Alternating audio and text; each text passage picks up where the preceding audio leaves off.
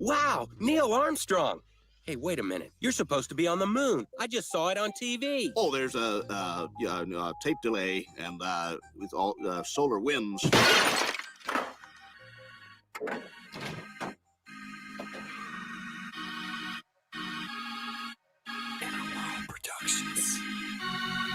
Nobody that I know of in my field uses the so-called scientific method.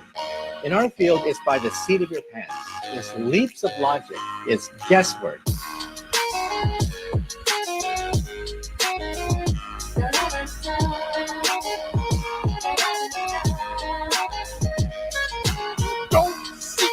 Don't see the curvature of the earth. That stuff is what? GLOBEBUSTERS taking over. Bye-bye, moon man and rover. NASA so mediocre. Sorry, but your ball is dead. But your ball is GLOBEBUSTERs taking over. Gotta ride this roller coaster, but the truth is getting closer. Sorry, but your ball is dead. But your ball is. Get the shovel for the spice hopper, piecing up the puzzle. Need a burst of bubble, evil gonna crumble, yeah. Sit down, be humble, got the body by the fumble. You'll get mad, cause I just fight about your uncle. And then they call me the liar. I mean, it's absolutely unbelievable the pathetic techniques that they have to use to prove their heliocentric model. Props at the president, Jan got the evidence. Arrows laying desert wisdoms, I shark them is evident. That the earth electric and it's residential residence is heavens, and I hope to settle in like some sediment. If we so wrong, why they lying to discredit it? That's not too intelligent, that's a guy, not a in court. But we ain't really in the settlement. It's time to awaken from the pseudoscience sedatives. GLOBEBUSTERs taking over. Bye-bye, moon man and rover. NASA so mediocre. Sorry, but your ball is dead. But your ball is. GLOBEBUSTERs taking over. Gotta ride this roller coaster, but the truth is getting closer. Sorry, but your ball is dead. But your ball is. Inner World Productions.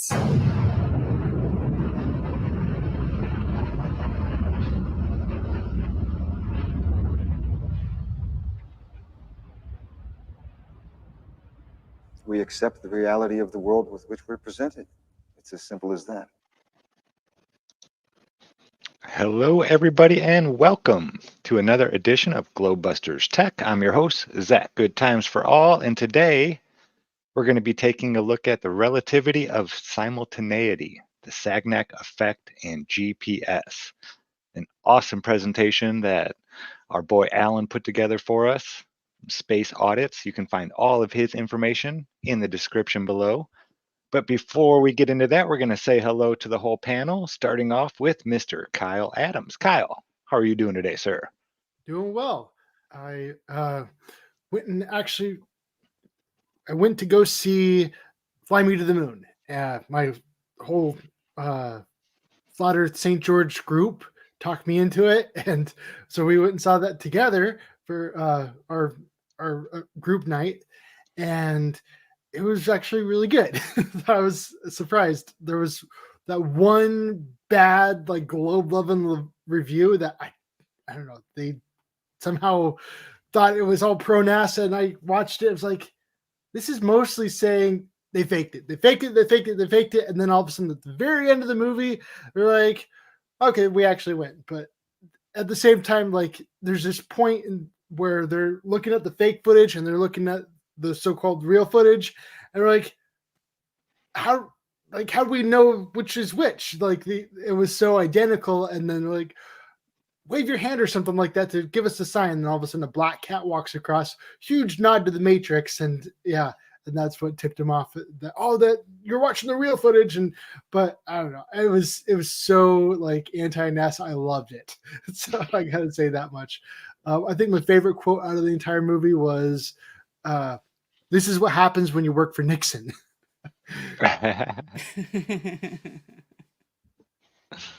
This is what happens. That's kind of cool, but that's like par for the course, that mixed message. They love chaos and confusion, right? Yeah. Order from their chaos. That's what they like. Yeah. They also did a really good job of showing the desperation to fake it And that was what I really liked about the movie. Is just that when they're so desperate to that they're willing to fake it, you got to ask, okay, how do you know they didn't actually fake it? You know what I mean? Yeah, and all the evidence was, yeah, they definitely faked it. They definitely faked it. Yeah. I know. All I right, kind of next- like a happy ending. Like I like to think there's a small chance they win, boys. I'm just kidding. Dreams come true if you believe. If I learned anything from watching Disney movies, it's that. That is true. All right, next up we have Miss Karen B. What's Karen, up? how Yes. is your week going? It's going all right, you know. Just try to weather that storm, literally and figuratively. I hear you. Yeah. Yeah. So just working on stuff. Been updating the website, as you see. I know. The last ever. The What? last ever. What The makes this last one the ever. last ever? You gotta tell the story. It's just tough, man. I don't know. It's just time for me to do something else, you know? A new chapter in your life. Yeah. Maybe Yeah. somebody will pick up the reins and start a Maybe new somebody type else of will do festival. events. I don't Yeah, know. we'll see.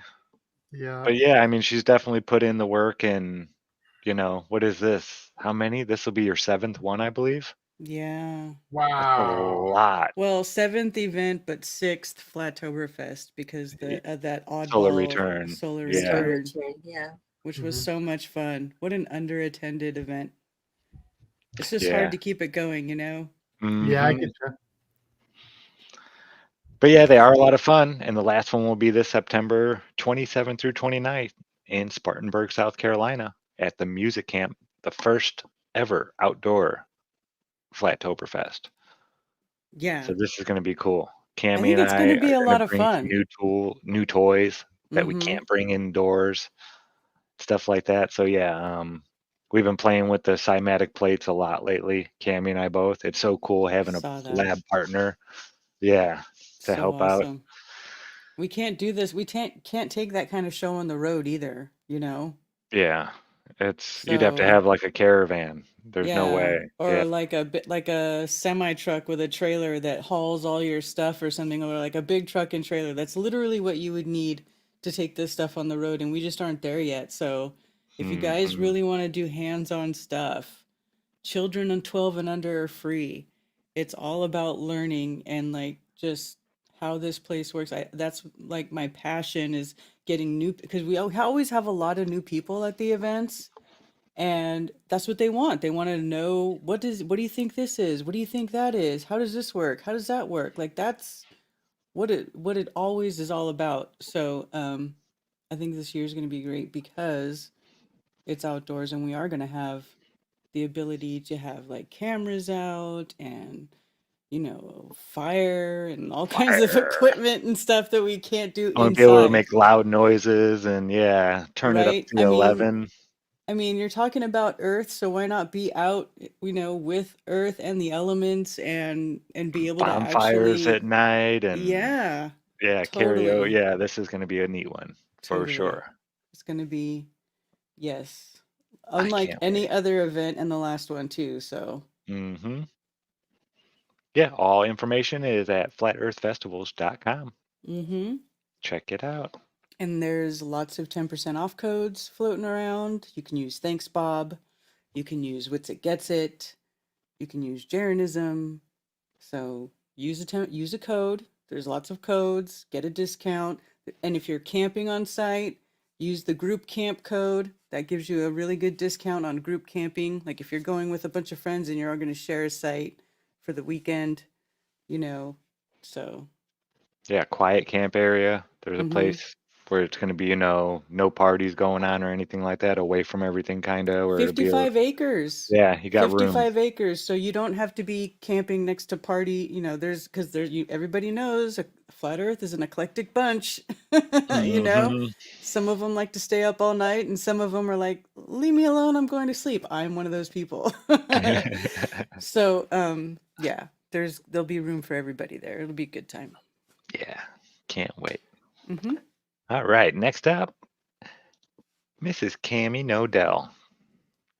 Cammie, I know you have some exciting news to tell about your son, the Jaren. So I've heard it, but I know you would like to share some with everybody else. So how are you doing? I And am what's the doing. exciting news you got? I am doing good. It has been a busy, tiring week, and for all of us that have done conferences and know the rest of it, it's exciting. My son is at a conference in his realm, in his world, and my son is an ethical hacker, meaning that he hacks for the good. He looks for the vulnerabilities, and especially they have events before they release new updates and new software a lot of the times where they'll bring in people elite from around the world. It's an invitational, and they'll test out software before it gets released, and they look for every vulnerability and things going wrong with it ahead of time. So before it gets released, they say that it saves like the companies millions of dollars and everybody a lot of Headaches.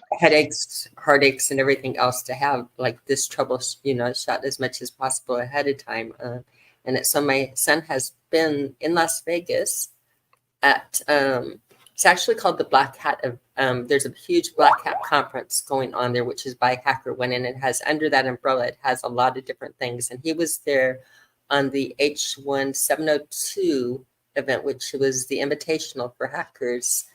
And it started on my birthday, July 17th, and he found something really, really big early on in the game. So his name was on the leaderboard pretty much the 17th leading up to it. Culminated the last couple of days where the attendees, they flew them into Vegas to finish it up live with the countdown and find whatever you can live, and again to meet people and interact and do things. And so my son got the Vigilante Award, which was Epic Games called him their most valuable hacker.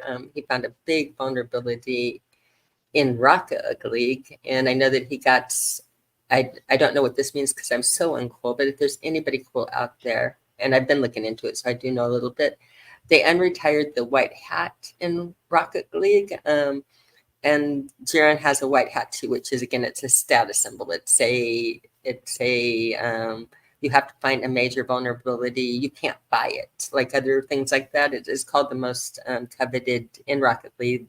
Yeah, I think there's like 30 of them that have been There's given 30 out. of them in existence, ever. but you have to find a critical error in the game in order to earn it. You can't buy Yeah, it. you can't So buy it.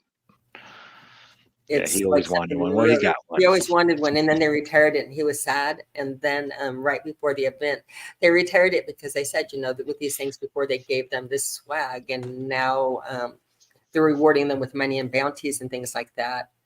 But the kids, they want the swag. They want the swag. So they had retired it, but they unretired it for this. Swag's cheap. Yeah, Give 'em the exactly. I mean, swag. give them the swag. They want, and the you know what I mean? They're I know they're Jaren was hoping he got a new water bottle this time. yeah. I mean, that was his That like was I his have big a new thing. It's water like, bottle. I I'm want a saying new swag water is bottle. cheap. Just give them the swag and the money. Money and It's the Yeah. worth it.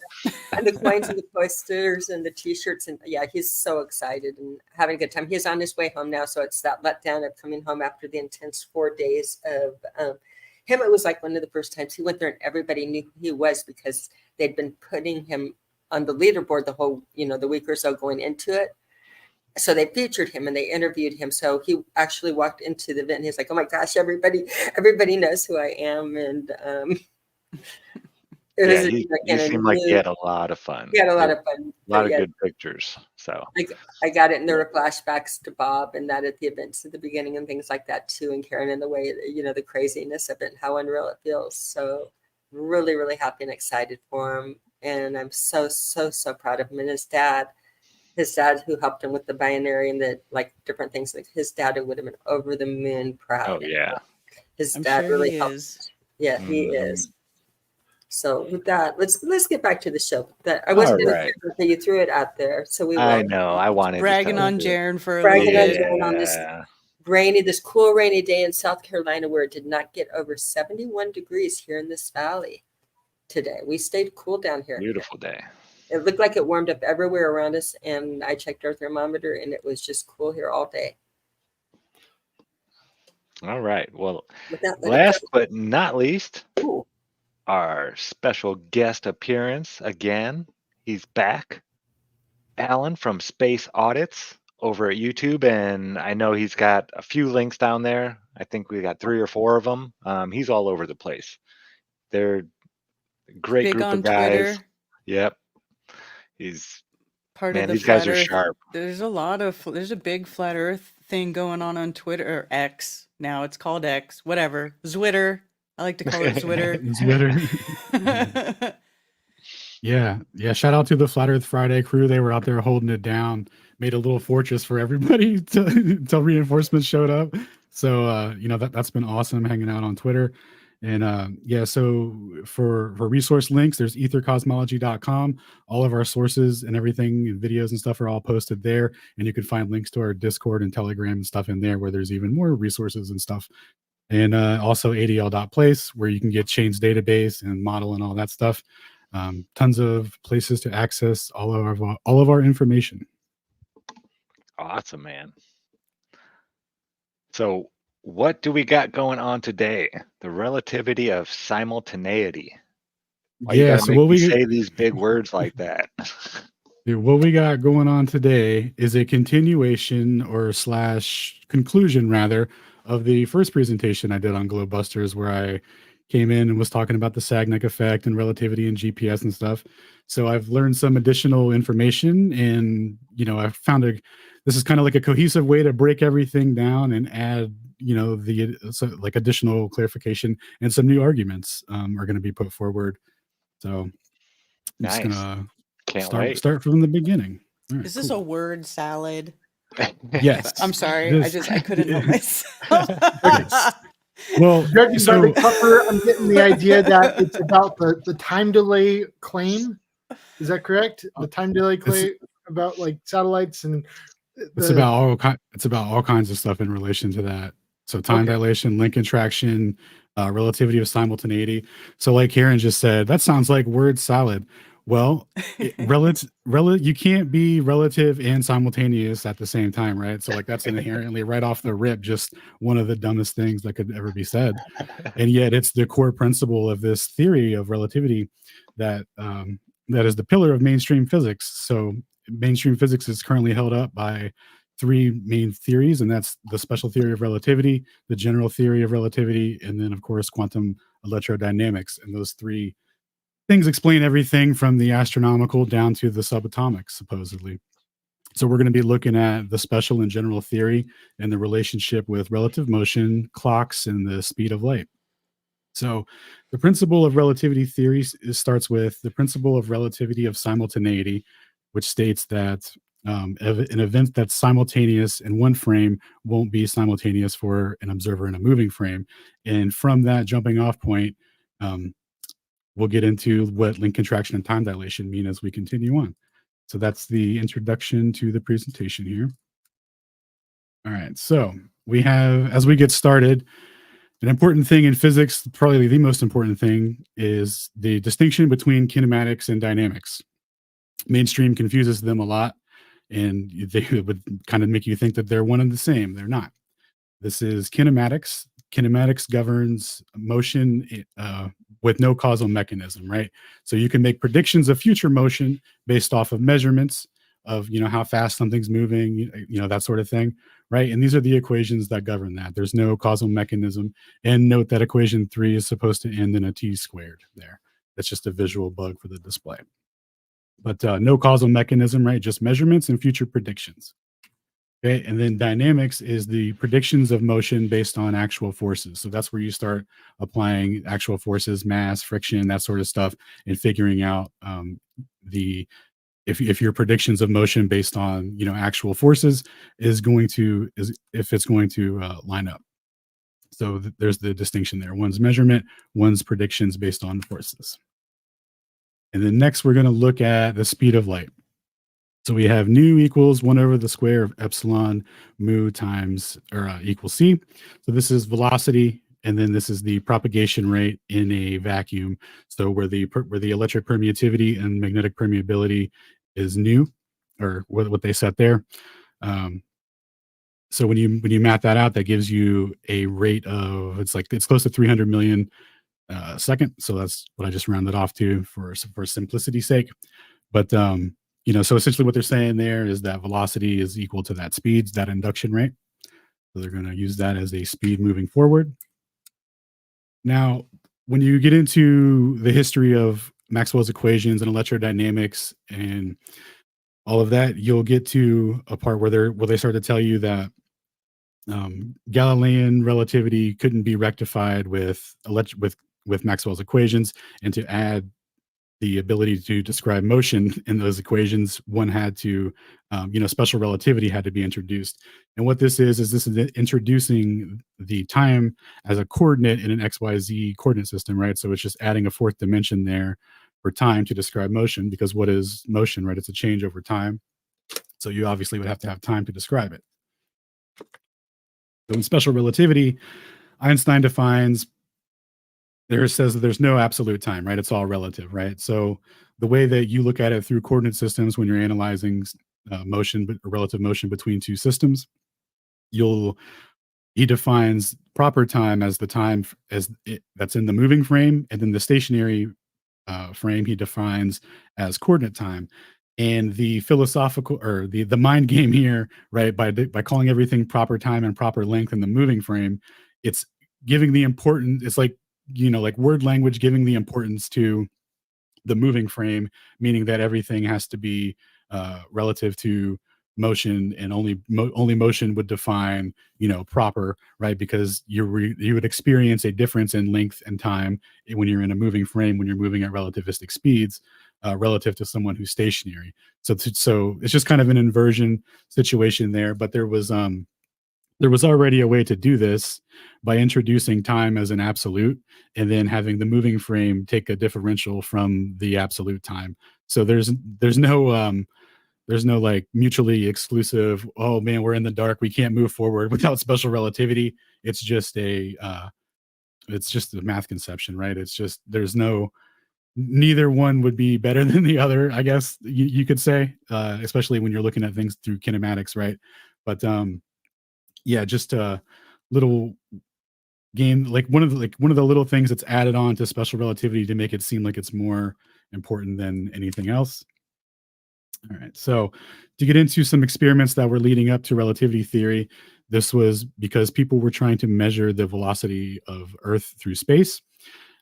They realized that they could start making these measurements when they got when they started doing interferometry, and we'll get into that in some future slides here. But basically, they did Arago's experiment, where he had a half-covered prism over a telescope, and if the Earth was moving when the starlight intersected that the open air portion with the crystal portion, the starlight would be displaced more in the crystal portion because of the refractive index. It's slowing down. So to compensate, you'd have to tilt the telescope further. Well, they didn't have to do that, or they didn't have to tilt it. So that was a null for them for motion.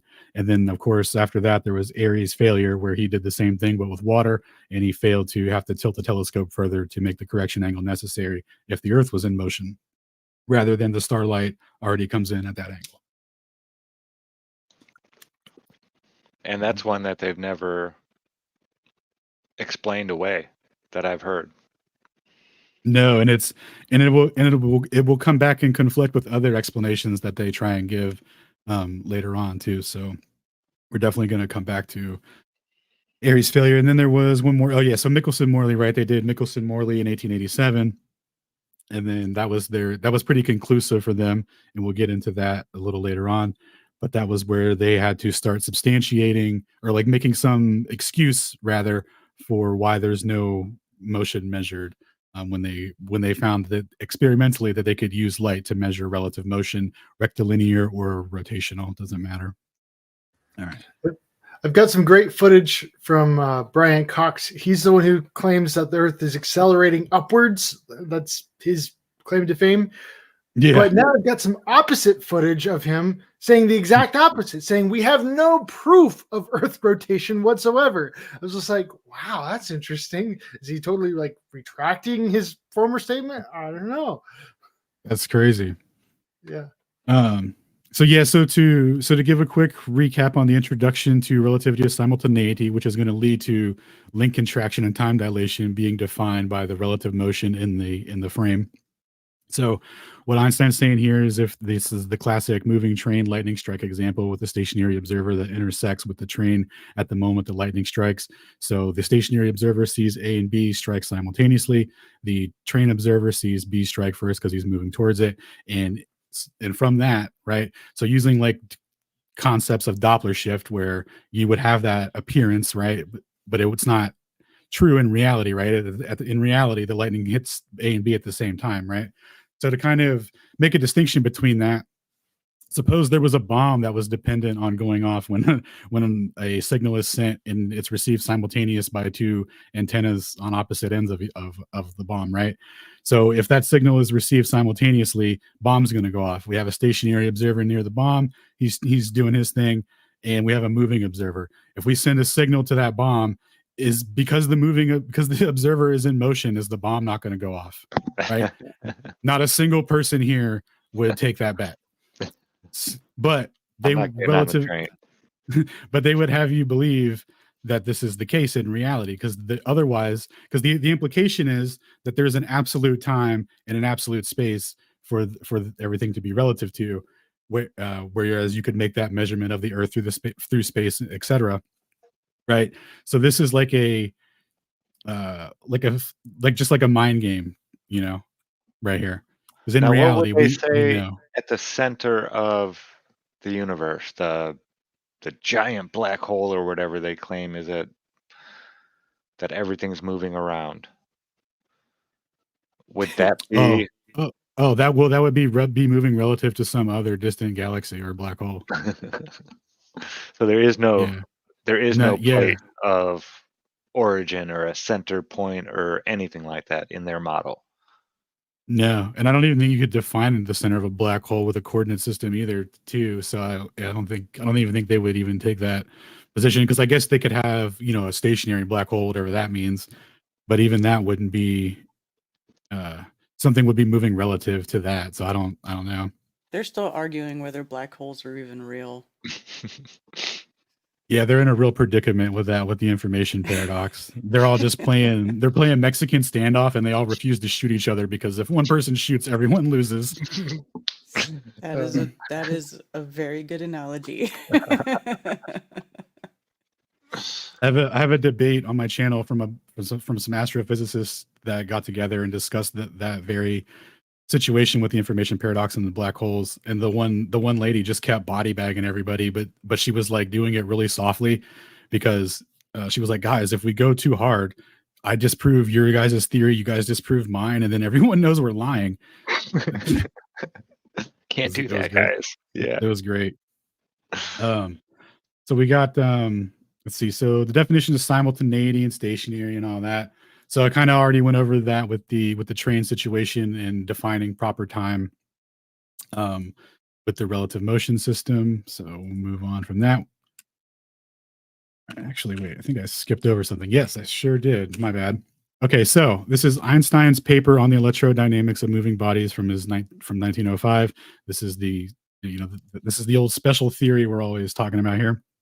So this is based on two conjectures, based on the fact that they had tried to measure the motion of Earth through space and couldn't do it, and from Nichols and Morley giving what they interpreted as a null result, because the speed of light appeared to be constant when it shouldn't have been. They were like, oh well, I guess you can't use light to measure relative motion, even though we can do it in a medium with Fresnel drag, which we'll come back to later. But anyway, so the conjectures are that the speed of light is independent of the motion of the emitter or the receiver. Now, the way that he words it here, he just says the emitting body, but he's not saying anything new in that. All physicists knew at the time that the wave is independent of the emitter. It's the receiver that will measure it differently, right? So What he's talking about here is when you're in uniform translatory motion, like when you're just going at a fixed speed relative to someone else's, and they're going at the same speed, you can't use light or anything to tell the difference between the two, and those frames will be equally valid. And he defines that as an inertial frame. So if you're in relative translational motion, uniform translational motion, you're in an inertial frame, and you can't use light to determine anything about your velocity. And Inertial then frame being non-moving or moving again? non-moving, but Okay. but because it's in uniform motion, he's like, well, it's just as good. And for predictions of relative motion, that's true, right? So if you were to break it down for, say, like an observer on a train juggling, right? He's not going to know that he's on a train because it's in uniform motion. So it would make in that regard, right? Just looking at the motion, relativity would make the same, like the accurate prediction there. It's true in a sense for relative motion, right? But then when they apply it to everything in reality and disregard dynamics, that's where it gets crazy. Yeah, like taking a turn. All right. Which they... Oh, you're good. Did you want to say something or add on? I was just going to say, yeah, you know, they claim pretty much everything is turning. Somewhat. Turning and free falling in a gravity well, either or. Like, yeah, however you want to. Yeah. Yep. So we got our two postulates. All inertial frames are equally valid, which, you know, can be shown with Doppler shift if that's not true. But regardless, that's the jumping off point, and then that the speed of light is independent of the emitting body or the observer when they're in uniform transitory motion. And then secondly, he states, and he's just kind of reiterating here, he says the introduction of the luminiferous ether will be superfluous in so much as the theory developed here will not require an absolute stationary space provided with special properties, nor will it assign velocity vectors to a point in empty space where electromagnetic processes once took place. So here he's removing the ether as a physical as a physical substance, right? And in addition to that, he's removing it as a he's removing the mathematical construct of absolute space, where you could have motion be relative to that and measure, or, you know, make measurements of the points from that. So essentially what we're going to be looking at here with the Sagnac effect and whatnot, we're going to be looking at the most egregious violation of assigning electromagnetic vectors to places where those electromagnetic processes once took place, to even attempt to be able to explain the Sagnac effect. All right. So to continue on now, we're going to break down. So we got our postulates, right? We got the two jumping off points for the theory, constancy of C in regards to relative motion, and inertial frames are equally valid. So where these equations are going to apply. So here he's talking about time and how he's defining time. So this is the introduction to time in the XYZ coordinate system. So he's saying here that there's no absolute time. If I were to say, meet me at 7 o'clock, and I was talking to my coworker, he would know what 7 o'clock means because we live in the same time zone and there's no correction necessary. But if I said, meet me to 7 o'clock to somebody who lived, 10 time zones away from me, they wouldn't know what that means, right? So in regards to that, he's saying that like time, right, is like a local agreement between two relative observers in motion, and that there's no absolute time or space to be relative to.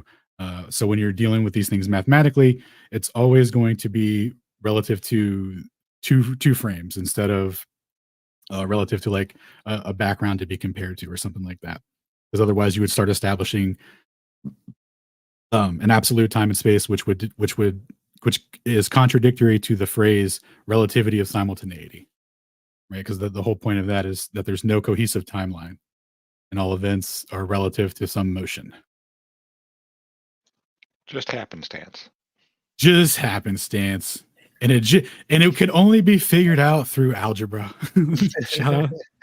It gets me thinking about how there's different calendars as well. It's not just different like time zones or anything like that, but entirely different calendars. The Chinese have their New Year on a completely different day than we do. And, it might be 2024 for us, but that doesn't mean it's 2024 for the Chinese. Exactly. So I'm saying here that what we'll do to rectify that is we'll just take the motion from someone in China and we'll take your motion and we'll just set arbitrary time. Right? We'll just have arbitrary coordinate time here, and then the Chinese motion will be relative to you. and we'll ignore the calendars and well, not the difference in the calendars, but let's say we'll ignore a unified calendar that works, that everyone would be bound to, right? Is kind of what being put forward. China Yeah. only has one time zone. That's Shout out to the crazy, isn't it? Chinese, dude. They know how to do it. They know what's Yep. up. You just One wake up when you wake timeline. up. That's right. That's what's up. That's how All it right, should. so here we're defining the speed of light for the one-way and the two-way. So 2 times the trip to A to B is over T prime A minus T A, which is just saying that the trip from, or that the time difference based on the speed of light would be equal going there and back. So when people say, "Oh, we can't measure the one way, we can't really know, it's an illusion," et cetera, et cetera. Well, like, it's mathematically defined, pretty cut and dry here. If it's going to be proportional and equal, if you want to say, well, maybe it's just like slower on the way there, but it makes up for the difference on the way back. Like, that's cool, but it's right there. Like I had encountered people being super philosophical about this, and then I read the paper. I was just like, well, that's an absurd argument. So here he's showing with when he's introducing motion now. Real quick, Alan. Right, so do you go believe ahead. the person who wrote the paper believes it? Ooh, good question. He probably believed it at one time. Okay. Yeah, I always wonder that if people are being, they came up with an idea and it might work and they really truly believe this stuff, because in my opinion, I believe a lot of them are like that. They're not out there trying to deceive, but I know there's got to be some out there that are. Yeah, well, it gets weird with Einstein with the conflicting stories and whatnot, yeah, we can come back to that. Okay. On the motives, because he's definitely like said some contradictory stuff about the reasons why he derived his theory and all that. But Well, just to interject just real quick, I've watched Royal Society lectures where they literally say, "Oh, we lied to you at this point, but only because we wanted to get," like, that's basically what it comes down to. They will lie to you in an early part of your education, and later they go, "Well, that's not necessarily so." It's like they put you through a very specific sequence of events and lectures and teachings, and then it's really, that's all I gotta say about that. But they literally will tell you, "We lied to you." Oh, okay, great. yeah, the Royal Society has done a number on us. We just did an episode on constants yesterday. All the constants that they gave us, big G, big M for the Earth, so they could derive the sun and all that. It's like how they did all this was like one of the coolest tricks ever, because to do physics and whatnot, with all this fancy algebra, you do need some constants and stuff, and you can certainly derive some constants, but are they physically meaningful to the description that you're using them for? Like, well, no, absolutely not. Like that, and that's what they found out when they were doing the Michelson-Morley experiment, is what they did with Cavendish, right? When they took the torque from the angle from two balls, rotating, right? And then they took that angle and were like, "Oh, look, big G," and then that must mean the Earth must weigh this. And then they applied Kepler's laws to the sun, right? And then they were like, "Oh, well, if you backwards derive that relationship with big M from the Earth, you would have the mass of the sun." And then they just did everything backwards from the sun's perspective through all the periodicity of the events, and backwards derive what the mass would have to be. And then when it got to 1887, they were like, okay, the Earth has to be moving at 80 or 30 kilometers a second if our model in dynamics are true, because Kepler's laws are kinematics, right? They're just measurements in period based off of empirical observation. So it's just watching something move in the sky to get the periodicity. So that's kinematics. And then when they applied Newton's equations to them with mass attracting mass as a causal mechanism, that's where they were like, oh, we got our dynamics, right? The reason everything moves in the sky dynamically is mass attracting mass. Well, the Michelson-Morley experiments directly contradicted that, right? Like it revealed the fraud of the whole thing all the way back, right? Because you still need some constants to do things, but the application and the story that they were telling to the public, right, Like, oh, we weighed the Earth, guys. Yeah, dude. Or did you algebraically work out something to derive a constant so you could use it for astronomical phenomenon? I don't know. But Mm-hmm. And that's how what is that neutron star became like a teaspoon weighed more than the sun or something ridiculous. I don't know. yeah, well, yeah, because when it gets like that, right? So what they would have to do is that they just see something moving in the sky around something, and they're like, oh, you know what? In order to cause something to move around in a circle that fast, there must be an object that weighs this much to cause that proportionality ratio. That's be based off of their established constants. That's all they do for everything. Yeah. And then so that's why they can tell you like that neutron star must weigh 70 million gazillitons on a teaspoon, but it doesn't mean anything. It's just what the math would have to work out to be to play the game. Now, do you think if I took a balloon and went out somewhere and they were like on a platform and it's just clouds, all they see is clouds, you're like on a mountain somewhere, and I take a sphere and don't tell them what size it is, a translucent sphere, and fill it up with the gas, but they're going to tell me what size it is, how far away it is, and what gas is in there? No, unlikely. No, unlikely. Here on Earth, they can't do that, but yet they claim to be able to do this out in space. It's and it all started with the Royal Society telling a little lie about your boy Cavendish in his shed. Oh man. Because check this out. So they define the Planck length and Planck time and all these other Planck constants based off of the ratio of big G as well. Like it's insane. Like they made a Dungeons and Dragons framework, and then like you can play inside of it as long as nothing is bigger than what's defined by the parameters established by the constants. Mm-hmm. They've been playing it for a while too. Yep.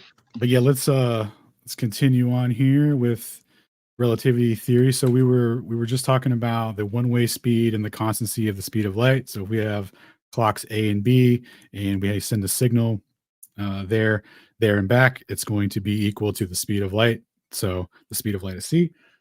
So now when you introduce motion to one of these clocks, what you're going to find is that they're out of sync, that they're not the same, right? The time from t prime to the time from t TA to TB is not the same, right? Because of the motion. So they're going to be out of sync, and we're not about absolute space, right? Because we're not going to use absolute space to assign imaginary vectors for electromagnetic propagation processes, right?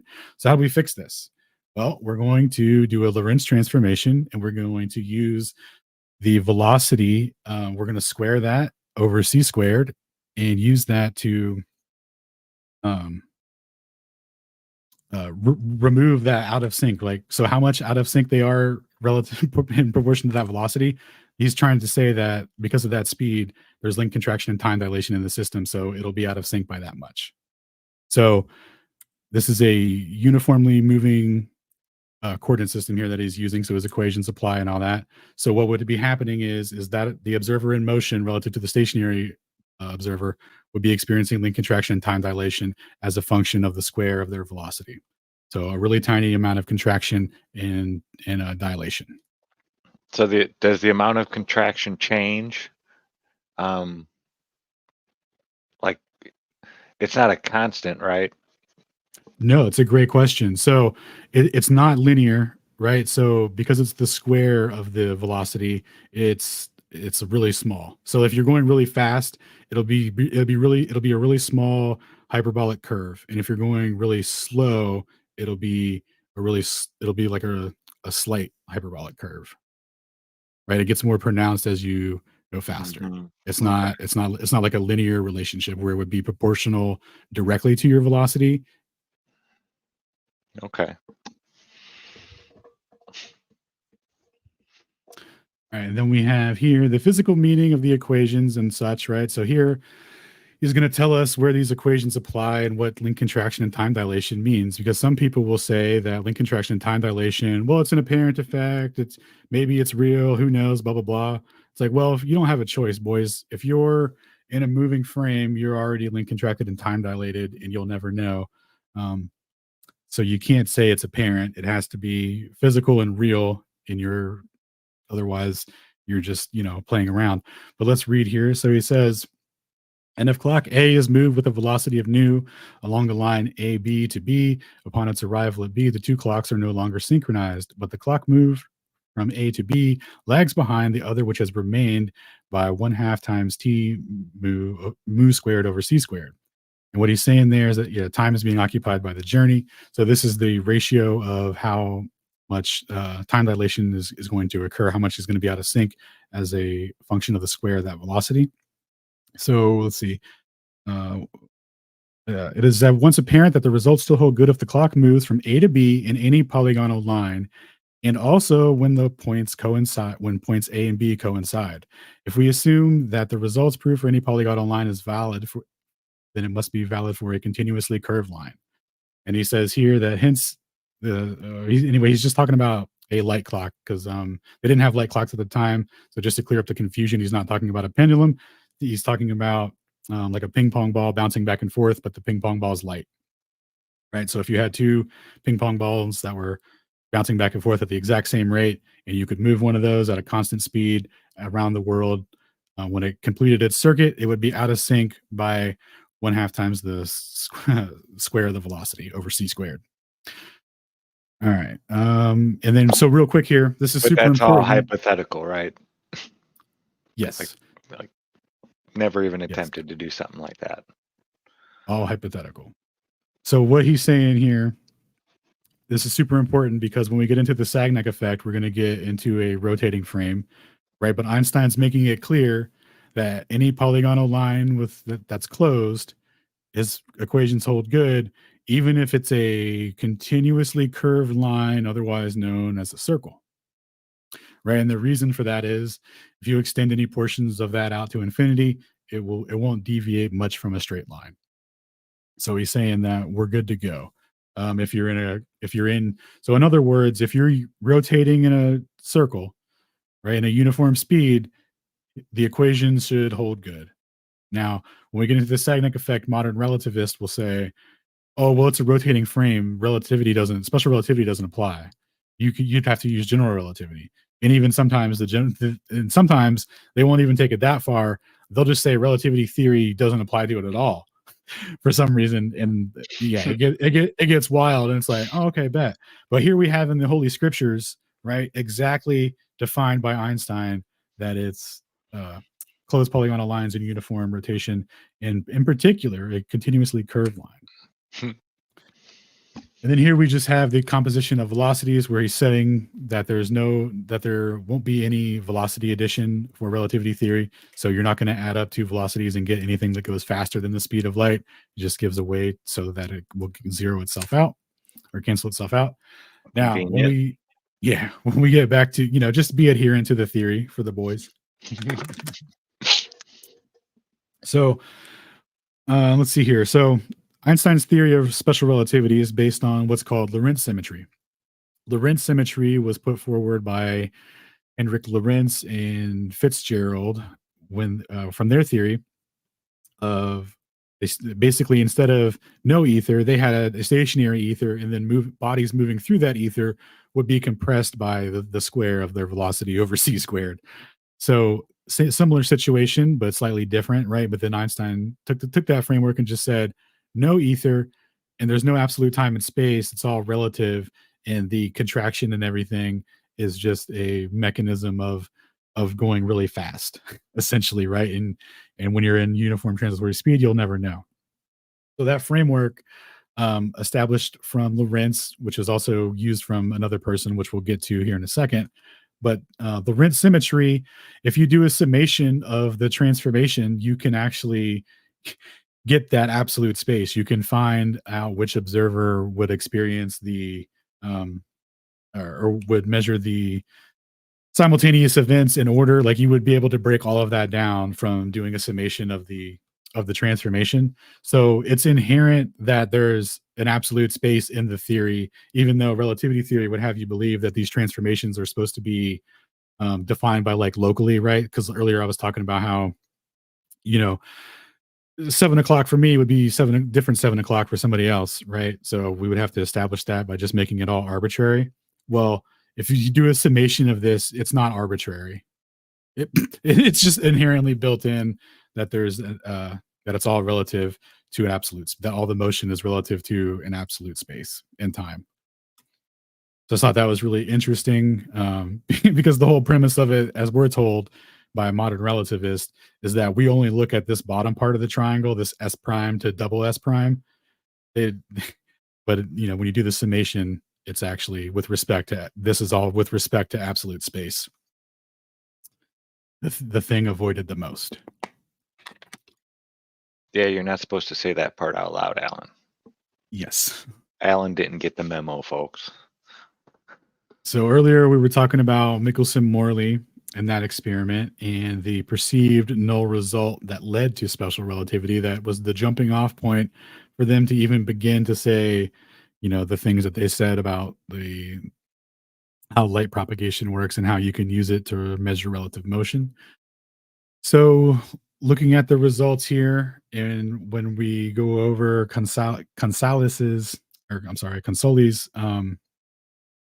harmonic analysis of it, what he found was that, you know, these readings were not null results. They weren't zero. They were statistically they had statistical significance, and they were non-zero measurements, right? So when you look at the Michelson-Morley experiment, you'll typically get a velocity of 6 to 8 kilometers a second. And through his analysis, he's saying that the measurements produced would correspond to 8.5 kilometers a second, plus or minus 1.7 to 2.2 kilometers a second. We'll look at those data sheets. We'll look at that data spread out over a couple of graphs here in a second. But so there, people will say, well, Michelson-Morley was inaccurate. We don't know the accuracy. And that was something I always wondered about. What was the old error tolerance that they projected? Because they don't happen to mention it in the paper. But Max Born goes on record to quote here that says that Michelson said that it was plus or minus 0.004th of a fringe. So it was well within the error tolerance to make their measurements. So when this dude's doing his analysis, it's with respect to that error bar. So we're going to see what those will look like through his harmonic analysis. So what he's doing here with the analysis is basically we're seeing if the sine wave intersects with the error bars. And when your sine waves intersect with the error bars, you're looking good for your harmonic analysis. That's the short way to explain what's going on with it. And we'll look at a couple different iterations of that to kind of show the significance here. So these are the data points plotted out all together from the north arm versus the east arm on the same days on July 8th, 9th, and 11th, and on the 12th. And then we'll look at a graphic that Manus Stone made starting with just the north arms. So you can kind of see the geometry of it where you don't get as much variance. And then when you interject the east arms, that's where you get the geometry of the min max and the fringes, really. It looks kind of all over the place, and they're like just trying to make sense of it all. It certainly does. That's why Stone made this separate graphic to kind of show the difference in the amplitudes. When a whole bunch of stuff is showing a whole bunch of non-uniformity, they're trying to say, oh, well, it's actually all uniform. At least that's the way it appears to me. Yeah, well, check it out. So we're going to look at it again from a different perspective. Looking a little cleaner. Same data, just a little cleaner now. It's cleaner, but it's still kind of a little down here, a little up there, kind of all over the place again. Yeah. But within the measurements that we do have, we have statistical significance that these are non-zero measurements, whereas they went ahead and took all this data and just rounded it all to zero and said that the speed of light is the same. So it's all over the place, and they're saying, oh, it's actually the same. And so they're just lying to your face. Yep. So yeah, it's all over the place, but not outside of the confines of statistical significance, even though when you do an analysis on the error bars with 0.004 of a fringe, it's, you know, clearly there's some measurement here. And then obviously this stuff was repeated by other people. So like the fact that they took the fact that they took this, right, that looks like complete DS, as you were saying, They took this and then redefined all of physics based off of this, right? So like they knew what was going on, but yeah, it looks like, not great. But hopefully the gifts help a Albert little charts bit. hits all over the place, but it's all the same thing. So what? Yeah, just lying to your face. Yep. And then here we have the same gentleman who did that analysis, took the day one readings of the Michelson-Gale-Pearson experiment and just simulated it over 10,000 times or whatever to see if that was if the measurements, if the amplitudes, the min-max of the peaks would wash out due to the statistical noise, or if they were significant. And when you plot those in the graph there, they're within the statistical significance, right? So basically what they did here for Michelson-Gale-Pearson, they have a closed loop circuit. They just think of a rectangle, right, for the speed of light, for light to propagate in. And they say that the fluctuations, right, similar to this graph here, like the minimum, maximum throughout the day. So the speed of light's going faster and slower, and it's creating peaks and that they're plotting out. And when they plot that against sidereal time, it makes a sine wave. And when they plot it against 24 hours, it makes incoherent DS. So they took that as, okay, we're measuring Earth rotate, right? Now the Michelson-Morley experiment is reaching minimum and maximum peaks at different times a day. And we're going to find out that we're all measuring the same thing, but to keep heliocentrism going, to keep relativity theory going, they separate these two interferometer setups. And they say that the orthogonal setup, right, the kind that Michelson-Morley used, where light's at a single right angle to itself, that's used to measure linear motion, and it can't do it, right? But if light completes a polygon, it can measure rotation somehow. is what they're gonna is literally what they say. And we'll get into the experiments and stuff of that even falsify that claim. But it looks like they're just doing an ink blot test and seeing some random results and coming up with a random conclusion. Yeah, well, the peaks match, or the times, right, reach minimum and maximum peaks annually, right? So when they started doing this with Miller, for example, what he found was throughout the day and throughout the year, they match minimum and maximum dimensions. So it's like this pattern that looks like incoherent and DS actually like repeats itself and was measured by other people to the same degree.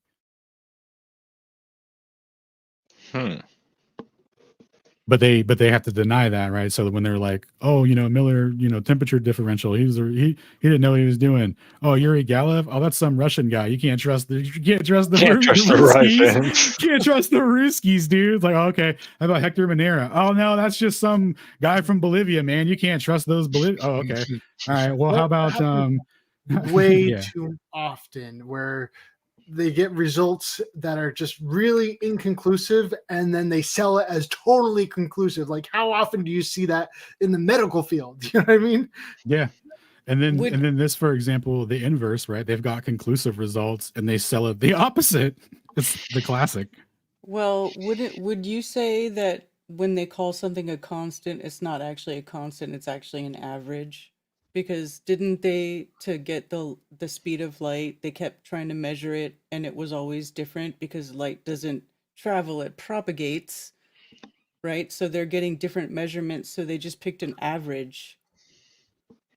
That's a great question. So from the equation earlier where it was nu equals 1/the square of epsilon mu equals c, that mathematically worked out to whatever C is. It's like 299 million, 800 something thousand, right?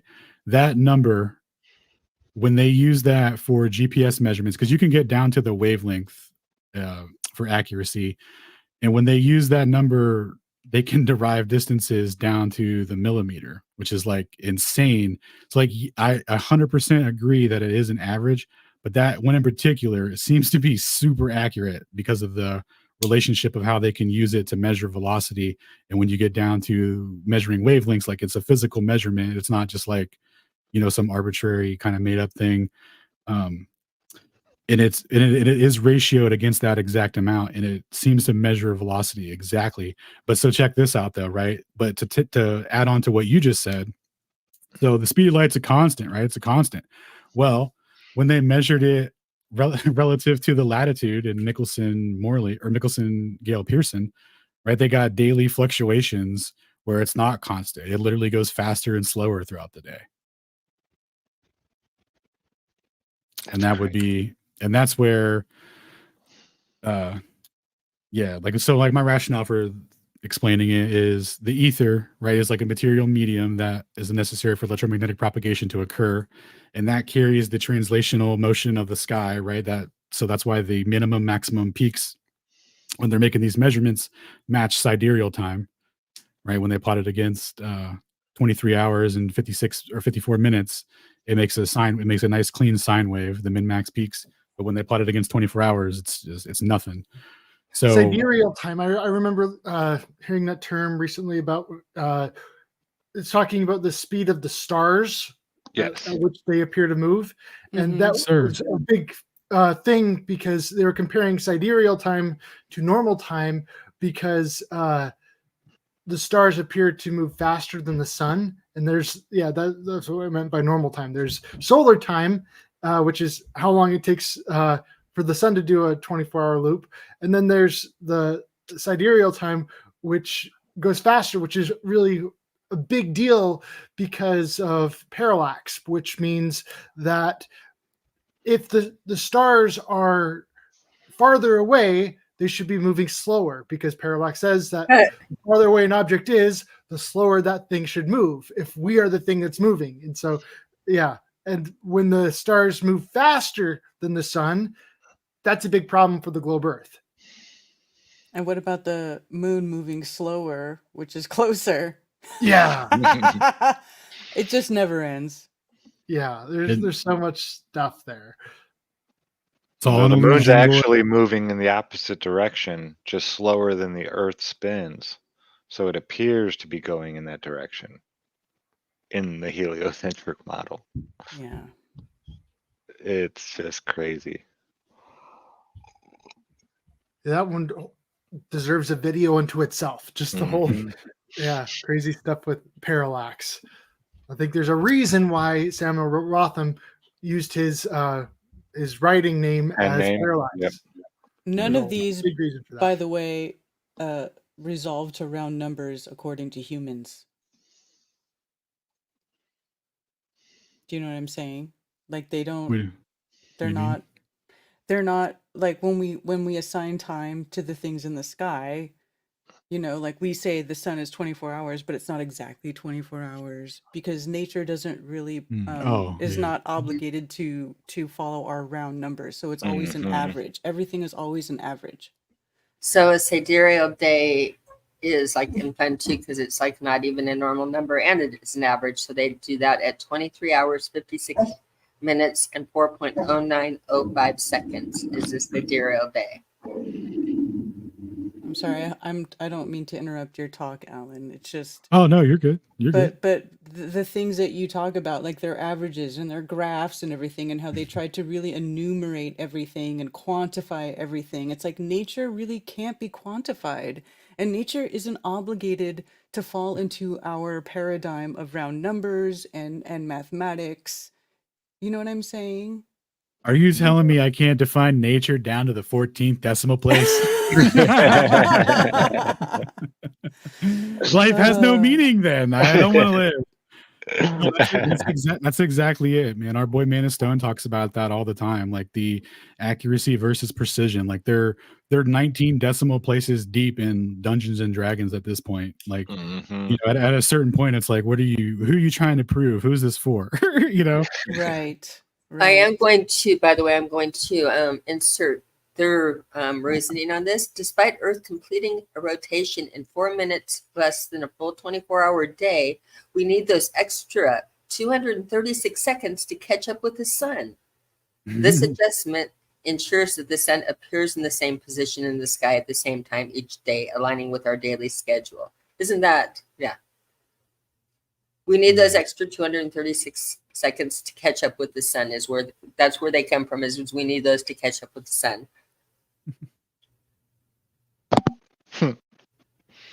I remember I did a calculation the best I could, the difference between sidereal time and, well, no, because I was using 24 hours. So yeah, it was off by like 19 minutes when you did a whole year of 365 days of the sun going around and the something like 19 minutes or something like that. I can really get us off topic, but we went into sidereal time when we're studying it heavily, probably 15 or 20 years ago, Bob and I.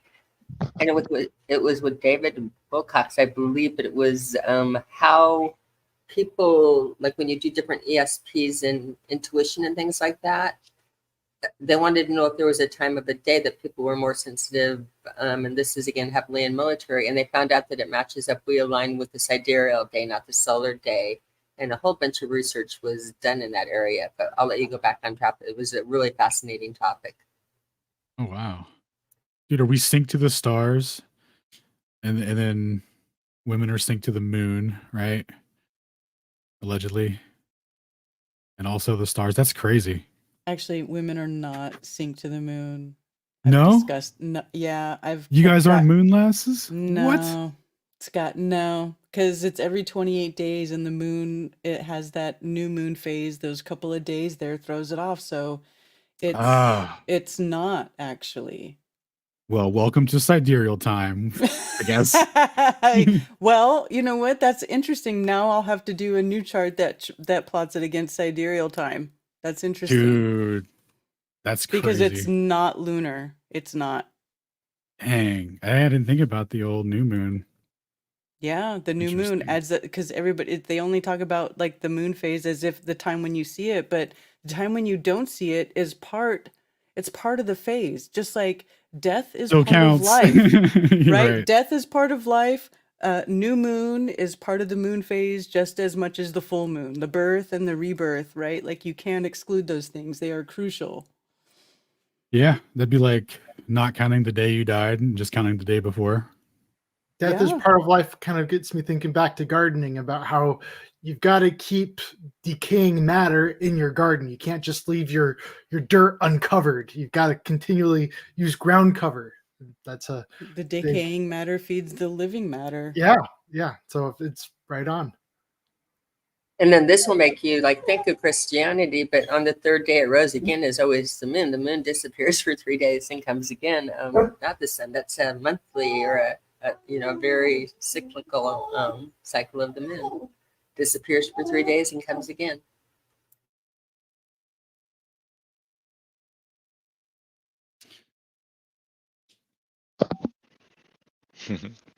I had to mute quickly because I have puppies going crazy here. I was wondering if that was Hank. I heard that. All right. I'll continue us on here. So we got, so earlier we were looking at Lorentz transformations, right? This, I'm not going to go all the way back, but you guys see it here, that old familiar equation. So that was put forward by Hendrik Lorentz, and then Einstein used the same framework suspiciously while saying he derived it while having no knowledge of Lorentz's work or Michelson-Morley at some point in his life. But anyway, we have the same equation here by Waldemar Voigt using it to describe relative Doppler shift. So just, regular Doppler frequency shift, you can use that to derive it. The same thing. All they did was just take this and then say, hey, you know what? We actually don't need a medium, and any discrepancies are due to a function of velocity. And that's what they tricked everyone with. That's what they rickrolled everyone with. And then when you do these transformations, right? Like that's all you're doing. All right. So when we were this is just like a reused framework, right? That's been represented and recycled. And this is just the latest iteration of it. And it's framed to us in such a way that it supports heliocentrism and not being able to substantiate why the Earth doesn't have a velocity that's measurable. All right. So getting into some experiments now, we were talking about the speed of light and the measurements and the estimates and how they came to even came to the understanding that they could use light to measure velocity and all that stuff, right? So starting with Fazal, he came up with an apparatus where he sent light over, I think it was like 6 miles or something like that, 4 miles, and then it would bounce back through a rotating cogwheel, and he would just time the light pulses based on how fast the cogwheel was turning, and then that would give him over like a 20-minute period, that would give him the average speed of light, and that gave him a pretty close approximation to what Maxwell's equation came out to. And so from that time to the Fresnel drag, which was also done by Fazal, from the time of those experiments, they honed in the speed of light, because when they started doing the derivations for how much fringes would be expected based on the translational speed of water, it was relative to that predicted amount. And then they measured 44% of the velocity of the water going with and against, so 88% total.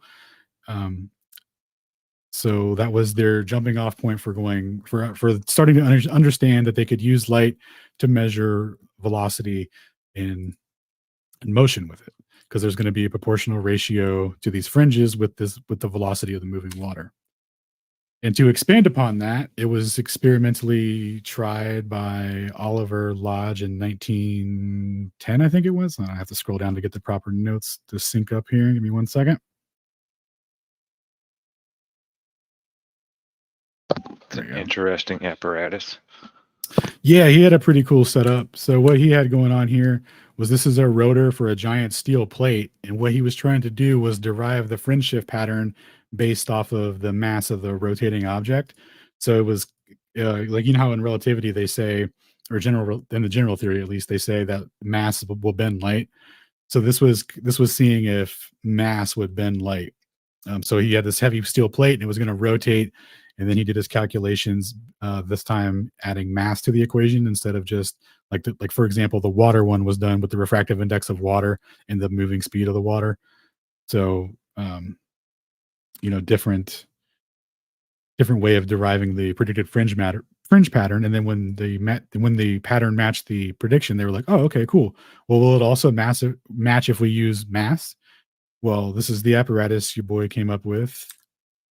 Right, so here's the full view of it, and that didn't work out very well. He produced a null result. It was indiscernible, and then a modern rendition of that was done by a guy on YouTube. You can check out his channel. It's Plenum88. Highly recommend. He does a lot of experiments with interferometry, recreates a lot of things. Very cool channel. He did his own iteration of Oliver's experiment and found it gave not good results, nothing discernible based on the mass. So there's a link if you want to share that in the chat, you can send that out to everybody. That dude's channel is really cool. All right, will do. All right, and then so after Oliver Lodge got a null reading for doing mass, another gentleman came along and came up with a configuration using crystal prisms where the light was going to go through that, and they were going to measure a fringe proportional with the refractive index and the motion of the rotating device. So here's what the apparatus would have looked like. So he's got crystals in the configuration that completes a circle, and then he ended up measuring a fringe proportional to the velocity of the rotating apparatus with the basically he confirmed Fresnel drag, right? It had that same 44% going with and against the rotation. So that was really important. So they were like, okay, it doesn't matter if it's water or if it's a solid object, we can still measure motion with it. It's still working out. Alan, Linsette? real quick, Yes. do you know what type of crystal was used in that one? Ooh, I don't. Okay, because different crystals have different refractive indexes, so the type of crystal used would be very important. Oh yeah, dude. They knew all about refractive indexes around this time in 1911. Oh, I and know stuff. they did. It's probably yeah. quartz. I'm gonna assume that it's probably quartz, but I would assume that too. I would like to know for sure. Okay, Same. continue. Sorry, just curious. Yep. But yeah, like she was saying though, when you enter that refractive index in there, part of that is what makes the prediction for the fringe pattern with the velocity with that 44% relationship. So, but again, here we're having a medium that's dragging the ether, right? So the hypothesis was that the ether was a material medium, and that when it interacted with another moving material media, it would get dragged, and there would be a velocity addition or subtraction going with or against the motion. So this is two experiments that substantiate that claim, because this is all derived from classical equations. There's no relativistic transformations or anything crazy, right? So we're still on classical principles here. And then we have the Sagnac effect. Now, this is extremely significant because this is the first time where the fringe shift patterns exceed the refractive index. So before, we're looking at a 44% velocity translation through the refractive index. In the refractive index of air, the air is not going to be able to slow the light down enough to have like a fringe within a fringe, so to speak, right? The velocity that the rotation would produce in the fringe is greater than the refractive index. So this is the first time they did it in open air in rotation like that. And they weren't deriving it based off of the mass of the device like your boy was in 1910. And so with that said, Sagnac showed that the speed of light going in opposite directions to rotation is not the same speed, right? So earlier when we were looking at the equations for relativity theory that said that the speed of light would be a constant, and only by a function of the square of the velocity would there be like some desynchronization. Well, here we're looking at a full proportional ratio of velocity being slower and faster going with and against the rotation. So you could look at that as saying the one-way speed going with it is slower than the one-way speed going against it in a frame that's a closed polygonal circuit, and it's in uniform motion. Exactly where Einstein said his equations applied. So when Sagnac titled his paper, relativity theories DS, and this is proof of the luminiferous ether, this is because the only mechanism that would produce the fringe would be what Sagnac called it an optical vortex out of the ether, right? That would be spinning with the rotation of the device, and that speed is what is the ether speed essentially at that apparatus, and that's what makes the measurement, right? So this was really scary for relativity theory because the heliocentric model started off with are the planets going in circles? Are we moving? Or are we one of the circles that's orbiting, right? And then Kepler came along and was like, hey, everything's actually an ellipse. So slightly different geometry to the orbit, but still pretty circular, right? And then when you apply Newton's equations to all that, you should still be able to get a velocity of 30 kilometers a second out of that's measurable. And then when they didn't get that measurement, right, they had to say that, well, you know what? Funny story about a giant elliptical orbit is that it's basically uniform translational motion because it's so big, right? It basically doesn't deviate much from a straight line. So you can't measure relative motion. This is like the introduction to relativity theory where they're putting this forward, right? So they're saying that there would be in the way that you would conceptualize an orbit of the Earth going around the sun, having a fixed point at the center of the sun and the Earth rotating out, radially outward from that. They're saying that such a thing doesn't exist and that the motion's just basically a straight line. So you can't use that as a reference point, et cetera, right? But then old Sagnac is showing us here that it applies in these equations, right? That you should still be able to apply special relativity to these rotational measurements, right? Unless relativity is not true. And this is what Sagnac showed, right? So now they had to introduce the general theory to change orbits again, instead of saying that, okay, well, it's such a big, straight, long line, on an ellipse that it doesn't matter, to now we're free falling in a gravitational well from a fourth dimensional, and you wouldn't be able to tell unless you looked at it from a fourth dimensional perspective. It's like, oh, cool. And you can only do that one with tensor calculus, right? Okay. The thing with gravitational wells is if I were to stand next to a heavier object, I should get pulled into that heavier object's gravitational well. Therefore, I should feel heavier, right? Mm-hmm. Yes. Is this one of those things where they're lying? Oh yeah. Yes. Yes. So they're going to start to introduce the general theory as an explanation for this rotational situation here in a little bit, but we'll kind of go over that. So when you get into the mathematics that describe motion, rectilinear or rotational, the equations are the same, right? It's just a different symbol here. And the only thing that's really different about these two types of motion is that for the radial motion, you could say that it's describing like a triangle in a sense, like because it's with respect to like a fixed point, and then everything's radially outwards. So you could say that if this Earth moved from here to here, right? If it was with respect to here, this would make like a little triangle slice. So that's really all you could say about the difference of these two equations.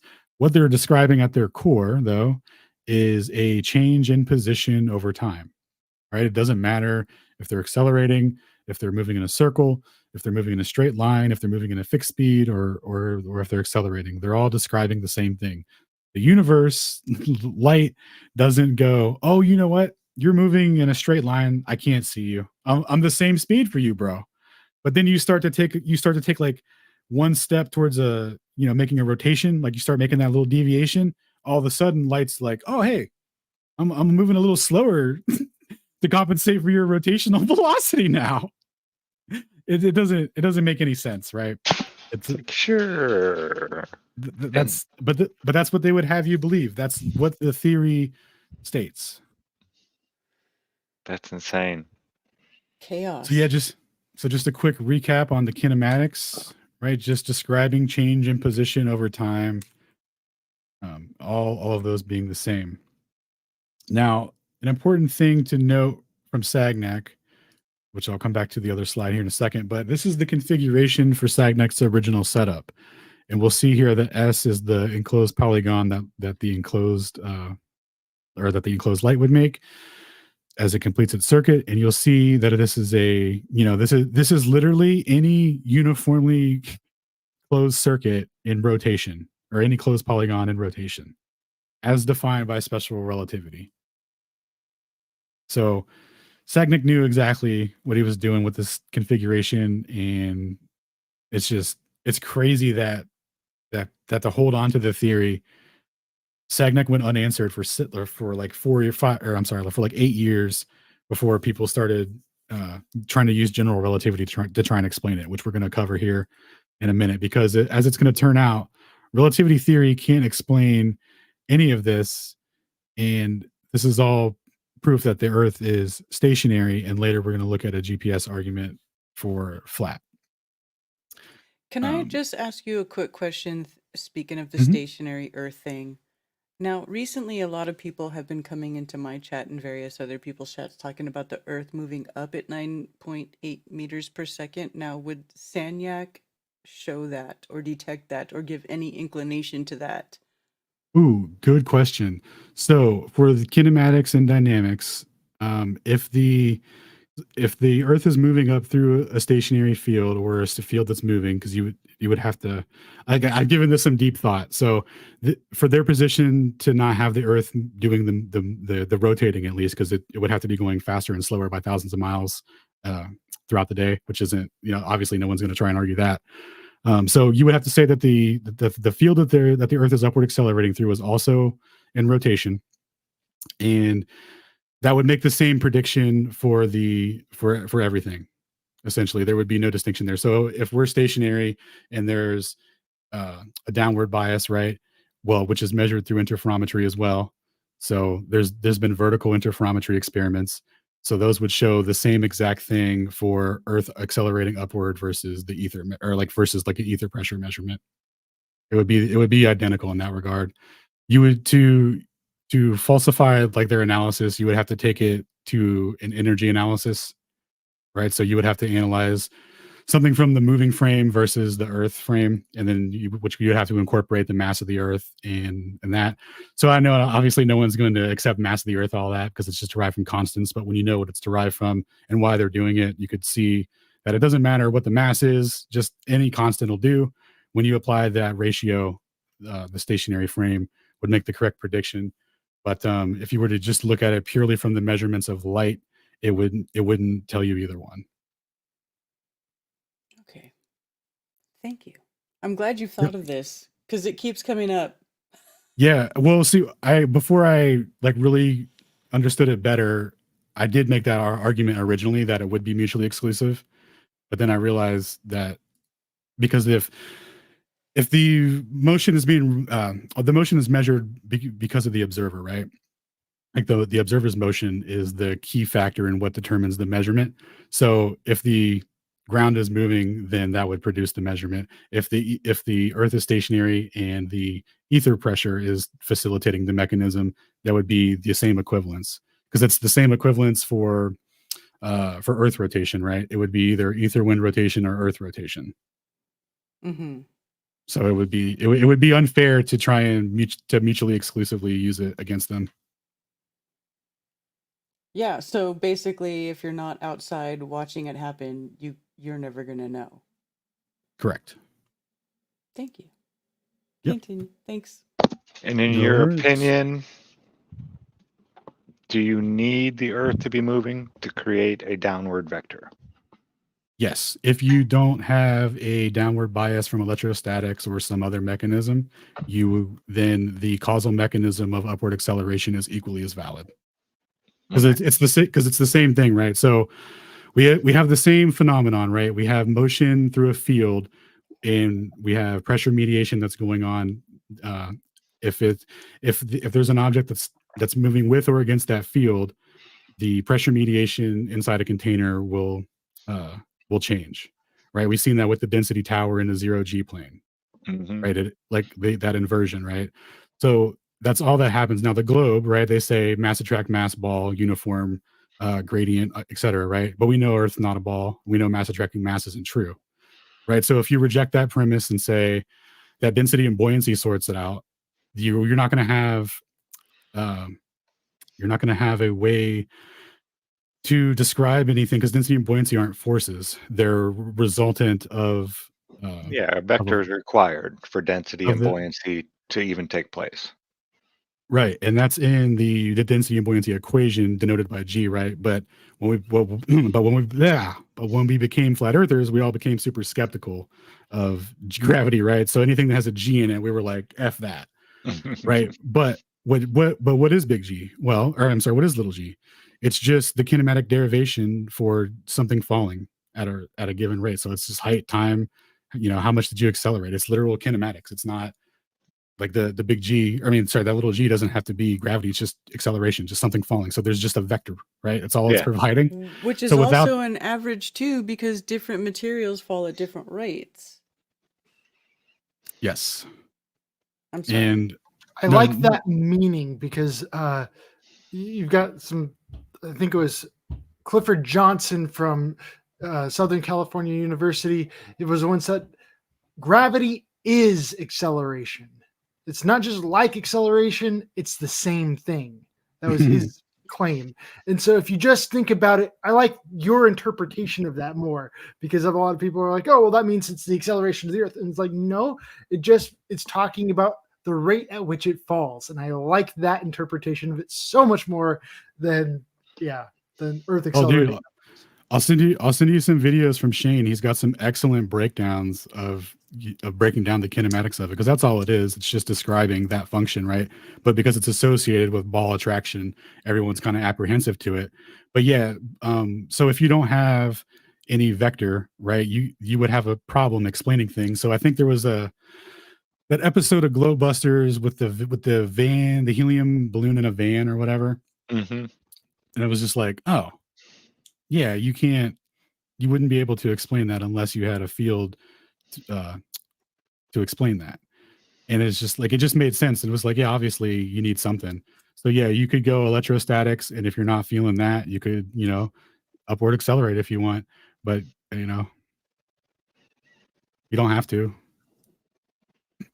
Yeah, Like, I mean, the electrostatics You don't have to. I covers love it, that. in my opinion. yeah. Because like I've heard some of the rhetoric, right? They'll be like, it's cringe to say the Earth is stationary and have things fall. And it's like, no, I mean, without that downward vector though, like, you know, semi agree, bro. Yeah. But Oh, like, yeah. I would agree wholeheartedly. but would I start attacking people and, you know, no, I wouldn't take it that far, but the thing about it is we're not, it's there. We go out and we measure that. In other words, the components to make it happen are in measurable existence as part of the realm. And we can go out and measure the volts per meter and do it ourselves. It's not something like gravity or the other things that we're going out. And in other words, it's a little bit different. We're not saying you could move up. I guess, again, you could, but why if it's not needed? It's not needed. You're If just it's adding to. You're adding to it, something. and the same with, like, again, on the spinning of the things. This one, you don't, nothing is being invented or anything. We're looking at what is there and saying this is the properties of what's there and the properties they would have, the way they affect it. They have no other choice but to have this. This is what their properties Like are. They only know how to do you're this. gonna need that electromagnetic force when Zach turns the electric charge on and the piece of paper jumps from the bottom plate to the top plate, because your upward vector doesn't explain that. Like it doesn't even matter if it's there. Like you still need it. In my opinion, I don't know. Is that wrong? Correct me if I'm wrong.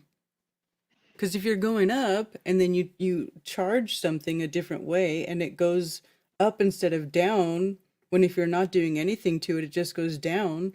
Well, yeah. Yeah, it's I'm not sure what they would say for They the would say you were Van de Graaff overriding it with this strong force or stronger force situation. like that. Yeah, that's very reminiscent from what I remember, but like it would be a situation where it's like you would have to be outside of the system to confirm either way, and it's like we already have the gradient, so like I'm content with not just utilizing the gradient. And it also attenuates in the wrong direction for the globe, right? The globe predicts an attenuation over r squared, and it gets the field gets stronger when you get higher in the sky. Not Like, weak. I'll take that. I'll take that for a downward vector all day, boys. Like I don't, you know. So anyway, that's the way I look at that for that, and then using interferometry to distinguish it. And I do think that the answer is right, that they would just say the electric field we're creating could overpower it because they can't deny the effects. Again, they're adding something that's not needed or not. It's not needed, not necessary. I'm confused at adding layers when it could be so simple, or it is so simple. So Yeah, what is that? Is that Murphy's Law? I think it's Schrodinger's cat. what is the opposite of the kiss? That keep it simple, stupid, complicate, or again create things that they're creating it to overcome an effect that we know, like there's already numbers that do it. So again, that is my big confusion on it is we measure, we know it's there, we know the properties of it, we can test the properties, we know it works that way. Is that simple? It's there. It's not, it's observing what's there, not pretending or inventing something that might be happening. So I see that as a difference. No, I mean 100%, man. That's where I took it. It was like, yeah, well, easy peasy.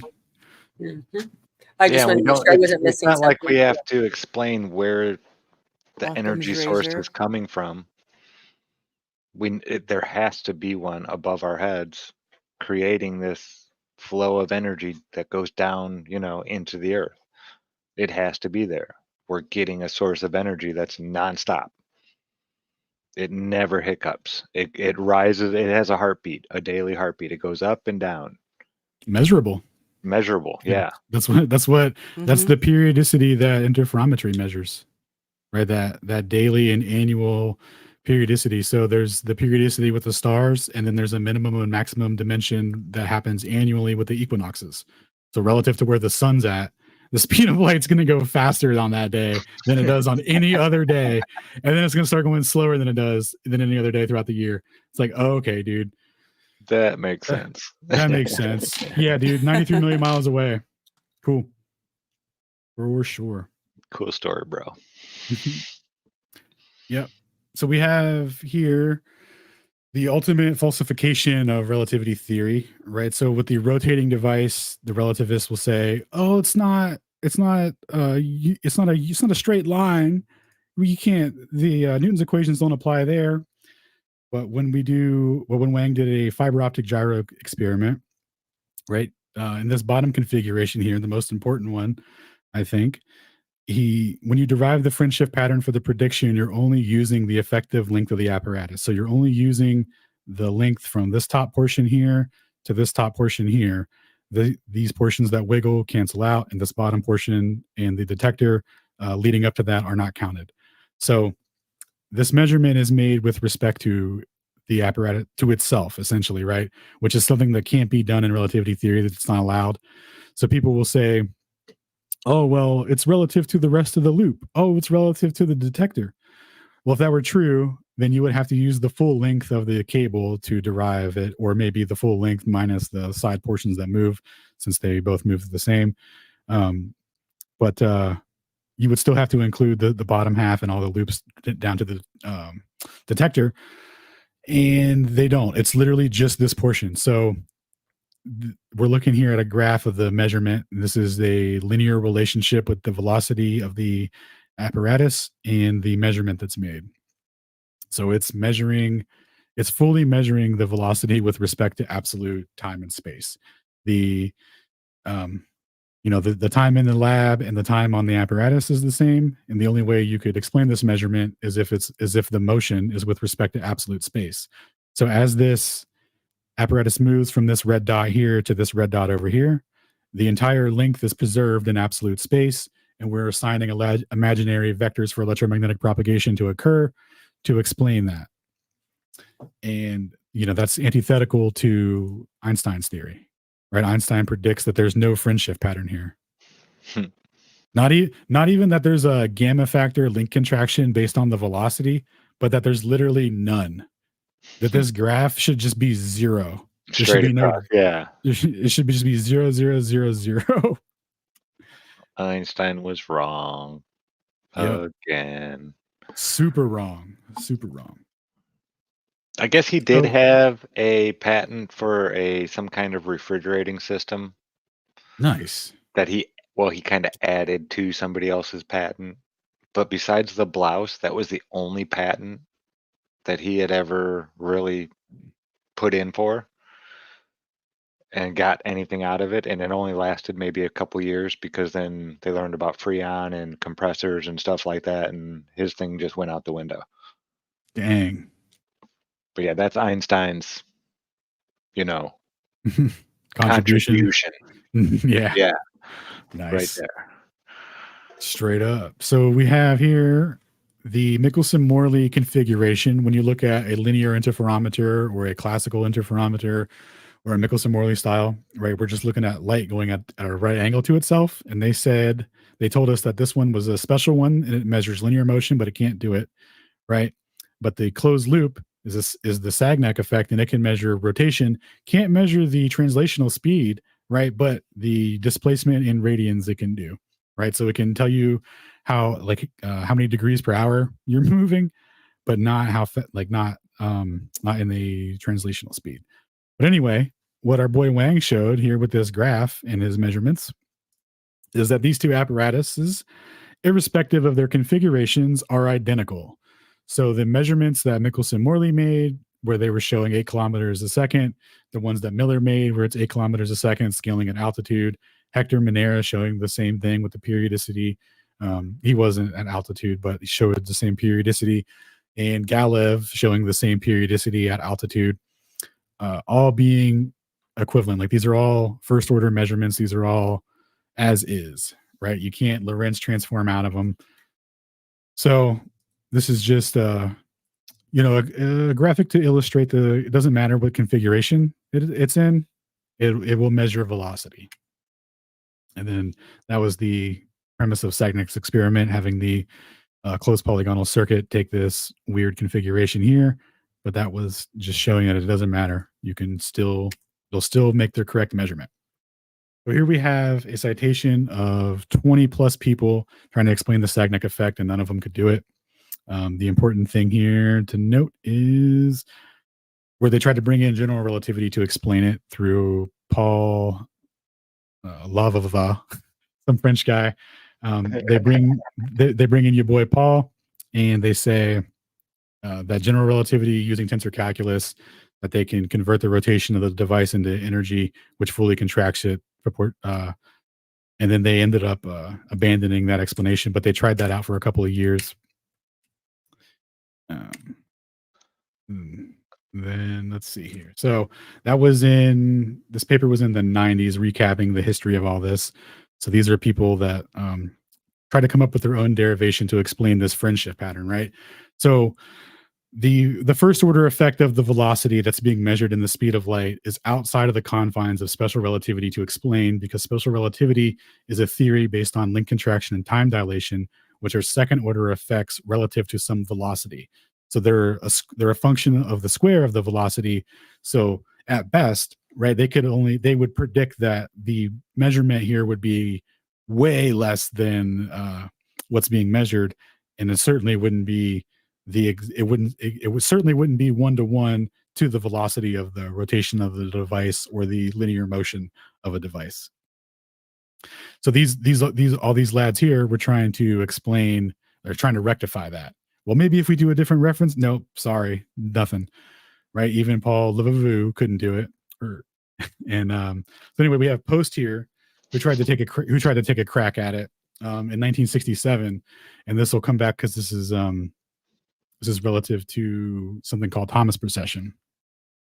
So what Post is saying here is he's saying that to explain this effect, he's like, let's break up an electromagnetic process, the B field, the magnetic field, the electric field. Let's break all these up into their respective processes and then bind them to free space. And then we'll rotate free space. And then that will, at the same velocity that this table is rotating at or whatever to produce this measurement. And that's how we'll explain it.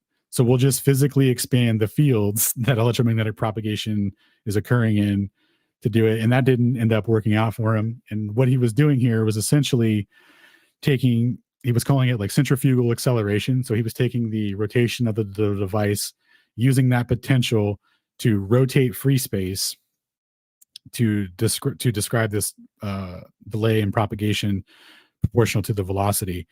And that explanation isn't in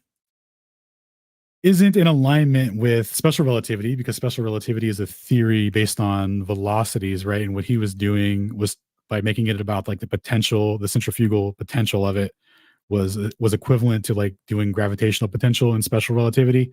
So it wasn't like mechanistically coherent with special relativity. So they ended up, obviously nobody adopted this. And then he ended up saying that he could use this theory to explain this framework to explain another phenomenon called Thomas precession, where suddenly relativity theory applies in a rotationary frame. So they say that they have an electron that's orbiting around a nucleus, and because of its speed, it has a little issue with its magnetic moment, and it causes a little like a little side perturbation within its orbit. And to explain that, right, they say that they can do a Lorentz, what is it called? A Lorentz boost, right? Or I'm sorry, Lorentz rotation. So a Lorentz typically when you do a Lorentz transformation, you're doing a Lorentz boost. And what that is doing is that's where you're link contracting and time dilating. When you're doing a Lorentz rotation, what you're doing is you're inverting the world line axis of the coordinate system for the transformation. So we talked earlier about how Einstein added time to the coordinate system to the XYZT. So if you're moving in X direction, your time axis is always going to be perpendicular to that. So when you do a rotation, you're just inverting your X and Y axis. And when you do that twice, you can do the linear transformation version where you would get your link contraction time dilation, right? So this it's basically setting up, and when you're in rotation, it's setting up a situation where you can take a snapshot of any point in time, as many as you'd like, and set up like little pockets of inertial frames where an observer would be stationary, relative to where he was just stationary a couple seconds ago, right?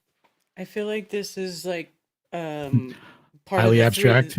the three body problem is what keeps coming to mind, right? So it's like It is a very similar predicament. yeah. It absolutely is.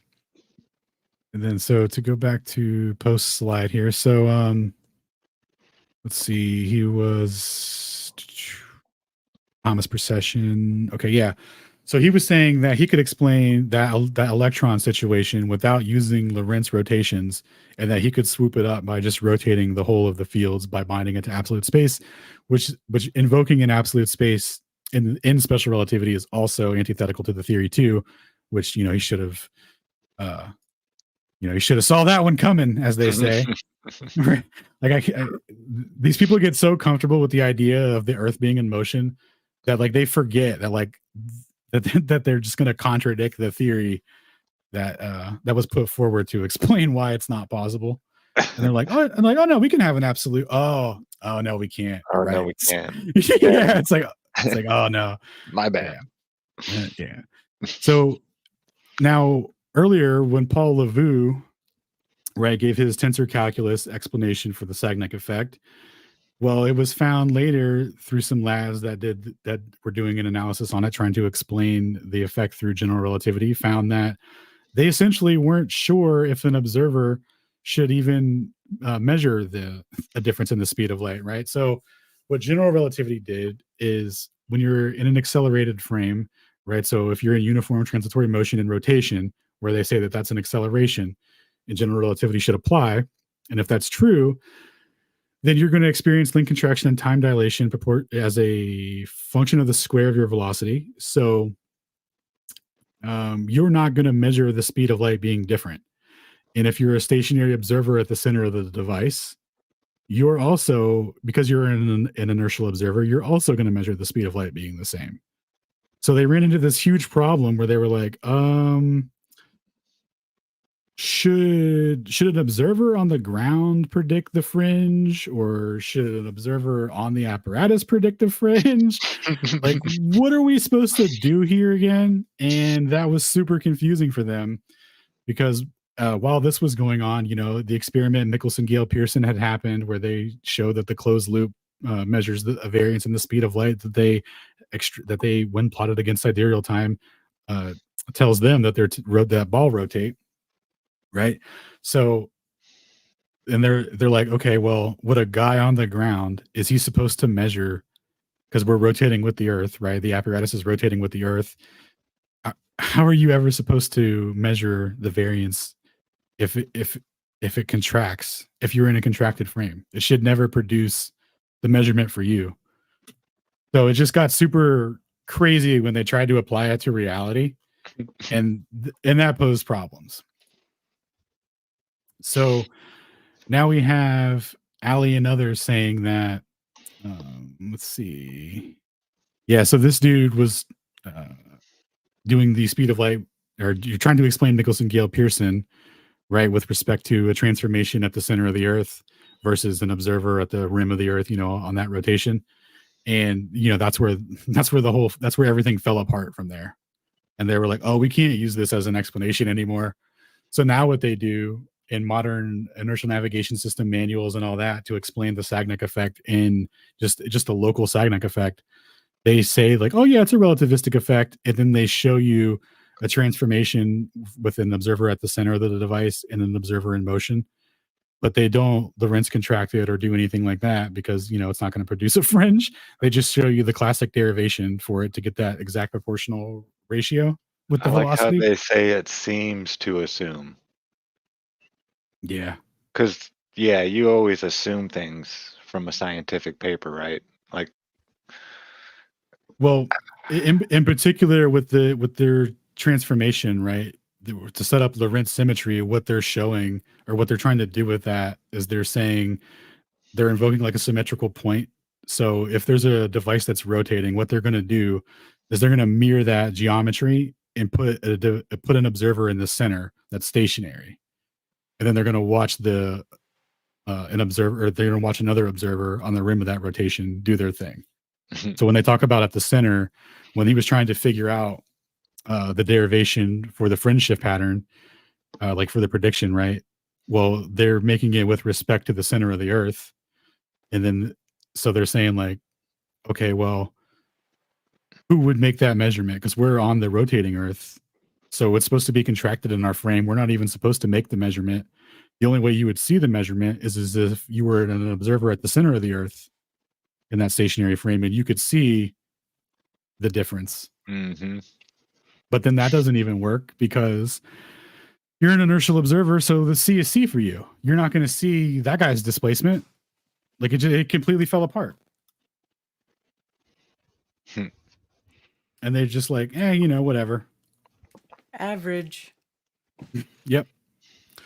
So we have another configuration of a Sagnac device that has linear portions to it, and this one had quartz crystals in it as well, and these linear bits here. So just showing more proportional fringes, not in alignment with relativity theory.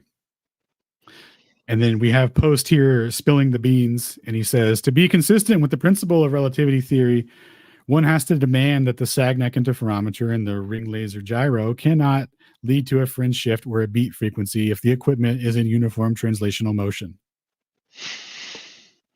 Oops. Right? So just kind of telling everyone what it is. If you can't use absolute space to make the measurement, and you're saying the speed of light's a constant, and if the device is rotating and the speed of light is independent of that rotation, well, even though the distance is physically changing, right, because it's rotating out from under the light, you could say, but because it's a constant, it's going to complete the circuit at the same time.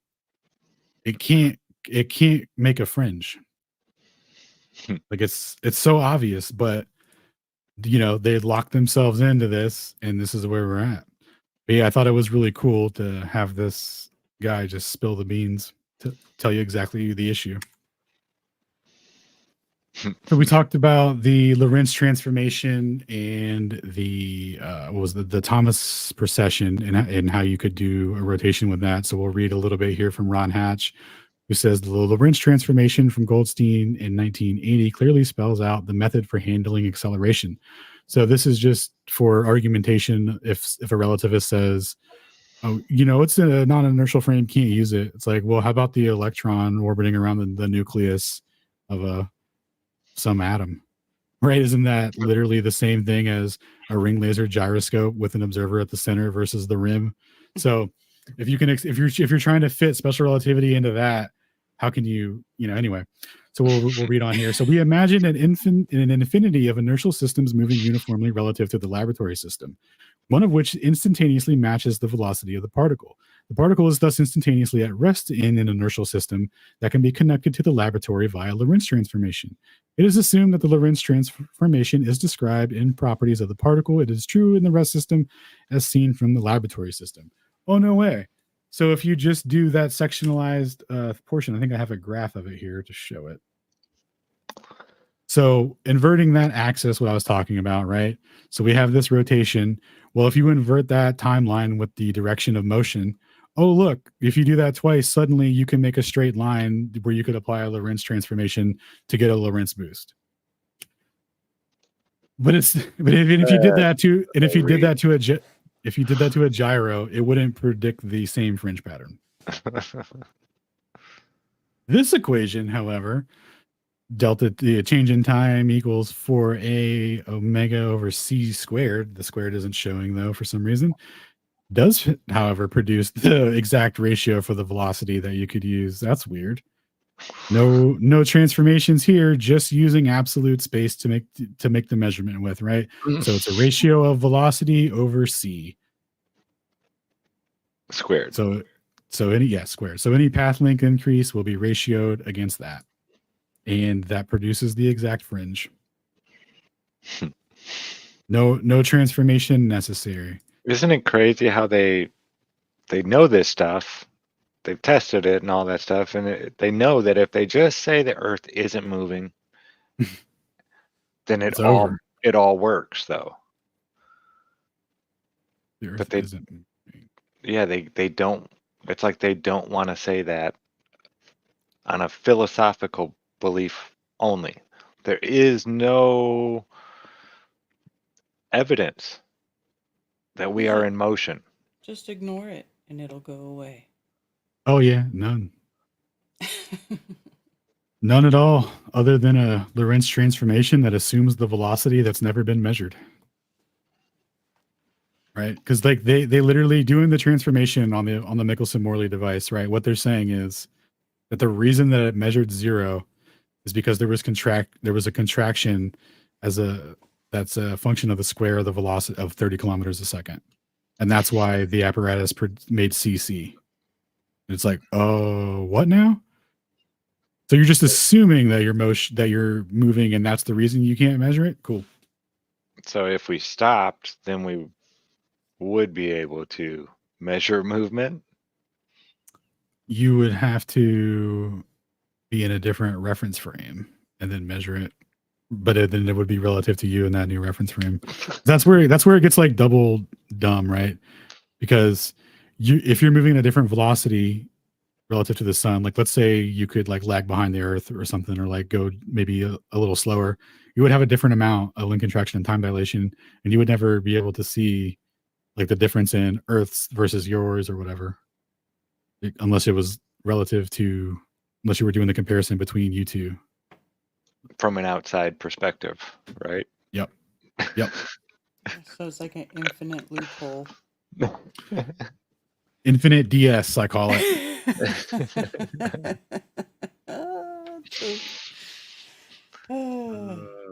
Nice. So after we watched 30 people try to derive the Sagnac effect as relativity and couldn't do it, surely a hero will emerge and explain the Sagnac effect as a consequence of relativity theory, special or general.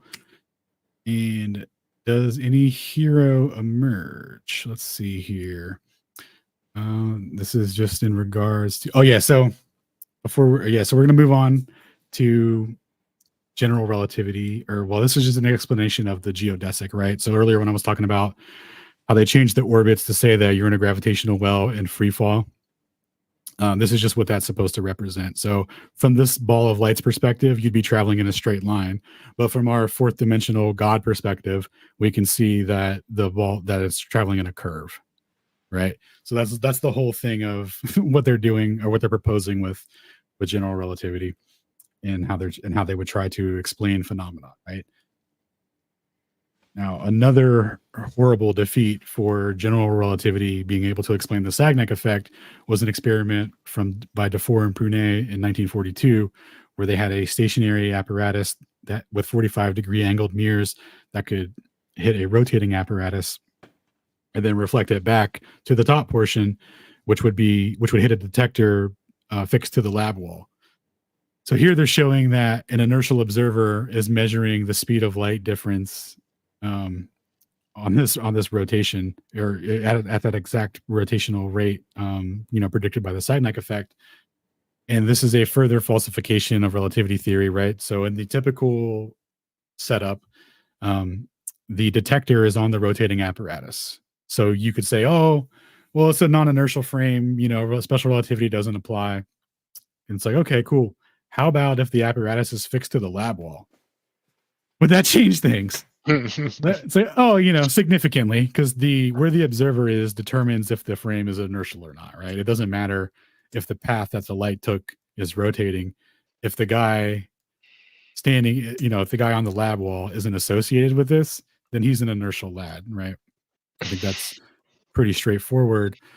And so this is another direct falsification of special relativity to a degree that's insane, because what happened was Paul Lavoisier came in again and was like, hey, boys, general relativity can explain this if we just invoke our geometrically convenient transformation, invoking the center of the apparatus, and then we put that observer on the side of the rim of the apparatus. And it's like, well, hold on a second, dog. That's not what the experimental configuration was. We had a lad on the wall. So when you do it under that geometry, relativity theory fails by a factor of 10. And the general theory was supposed to introduce what's called general covariance. So being able to explain motion in an accelerated frame was supposed to be like the crowning jewel of relativity theory, because that was going to, because the special theory only applies to uniform transitory motion. So if you're accelerating, you know, like, oh, there's ambiguity there or what have you, right? But by equating acceleration to a gravitational field, you know, this is where he was able to swoop up any sort of motion, right, is supposed to be able to be explained by this, and it's sadly not. So unlucky for the relativist. And Paul Lavou's only comment on this, the only refutation put forward by him was, well, because because the device is in rotation, we can treat it as gravity, and if you're going to treat it as gravity, we have to invoke an observer at the center to be consistent with the theory. And it's like, yeah, cool beans though. Like that frame is an inertial frame, and you guys explicitly have told everyone that inertial frames are your specialty. So it's weird now that you're backing out of that. It's weird to have commitment issues all of a sudden. But then they'll go back and invoke that again when they need it. Oh, I mean, dude, the Lorentz rotate right back into it in a Thomas precession. Oh, dude, we needed to describe a phenomenon that's infinitesimally small that doesn't matter. Hold on, Thomas precession, here we come. Right? Oh, we needed to describe a device in the lab that's rotating, producing a fringe shift proportional to its movement. And they're like, you know, I got a relativity. So it gets very ambiguous for them. Oops, I think I just broke the pres. Nope, fixed it. Okay. So this is a phase conjugate setup. So this is an interferometer that shows that using a special mirror to preserve the wavefront, it will send it back in the original orientation that it was sent, whereas a mirror will send it back, whereas like a regular reflection will send it back in the reverse. So this preserves it and sends it back in the original orientation. So what you could do here is essentially determine whether, because some people are like, oh, well, you know, maybe the Sagnac effect, the one-way speed, like we don't know, right? It could be different. Well, with this setup, you could see if the wavefront changes in flight or if it changes on the reflection, right? Well, with this setup, using that mirror that preserves the wavefront orientation, they show that the fringe shift pattern proportionality is already measured on the one-way coming in.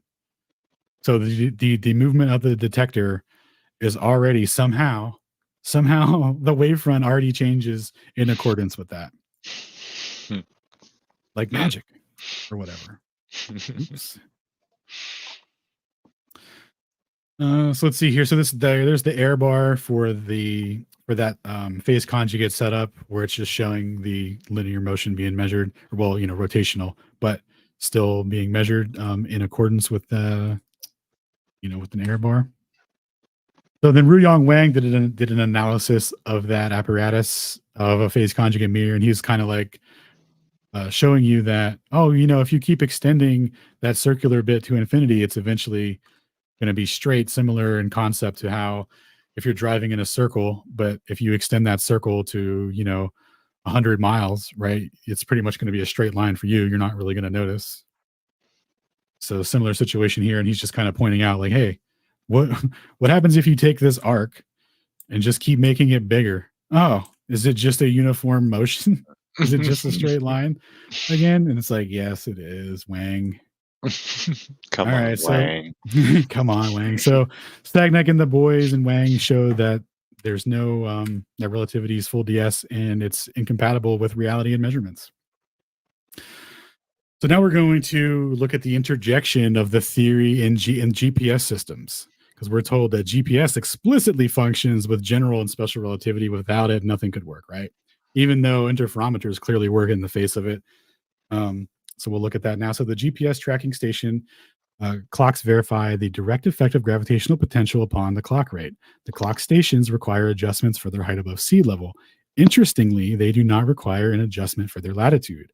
The oblateness of the Earth due to its spin is such that the effects of the extra gravitational potential, the greater equatorial radius, upon the clocks of the equator is precisely canceled out by the greater equatorial spin velocity on the clocks.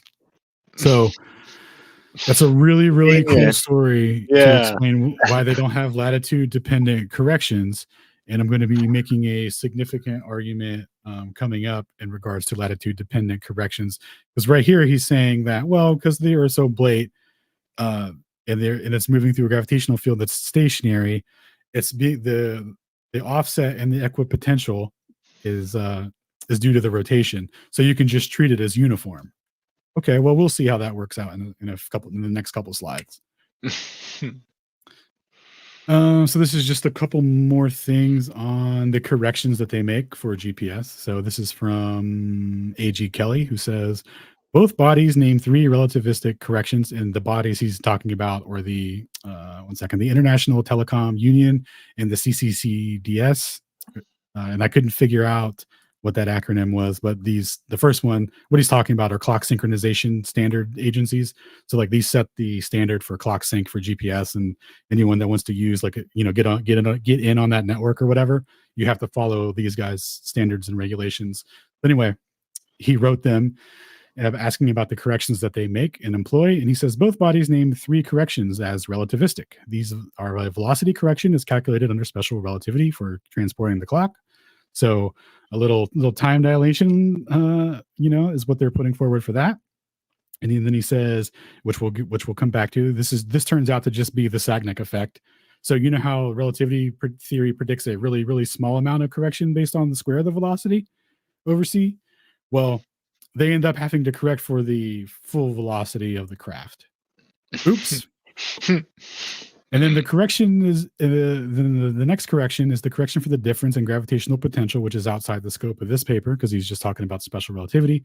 But this would be, they say they have a like Ron was talking about in the last slide. He was saying that, well, due to the offset and the rotation, it works itself out, and it's just you can treat it as a uniform gradient. But there is one correction that they make, but they're treating it as a uniform gradient. So not latitude dependent. And then he says for the third correction, it's named as the Sagnac correction for Earth rotation. The latter correction is a Sagnac effect or correction. It has nothing to do with relativity. Is a correction necessary due to the light path around the globe not being the same eastward as it is westward, right?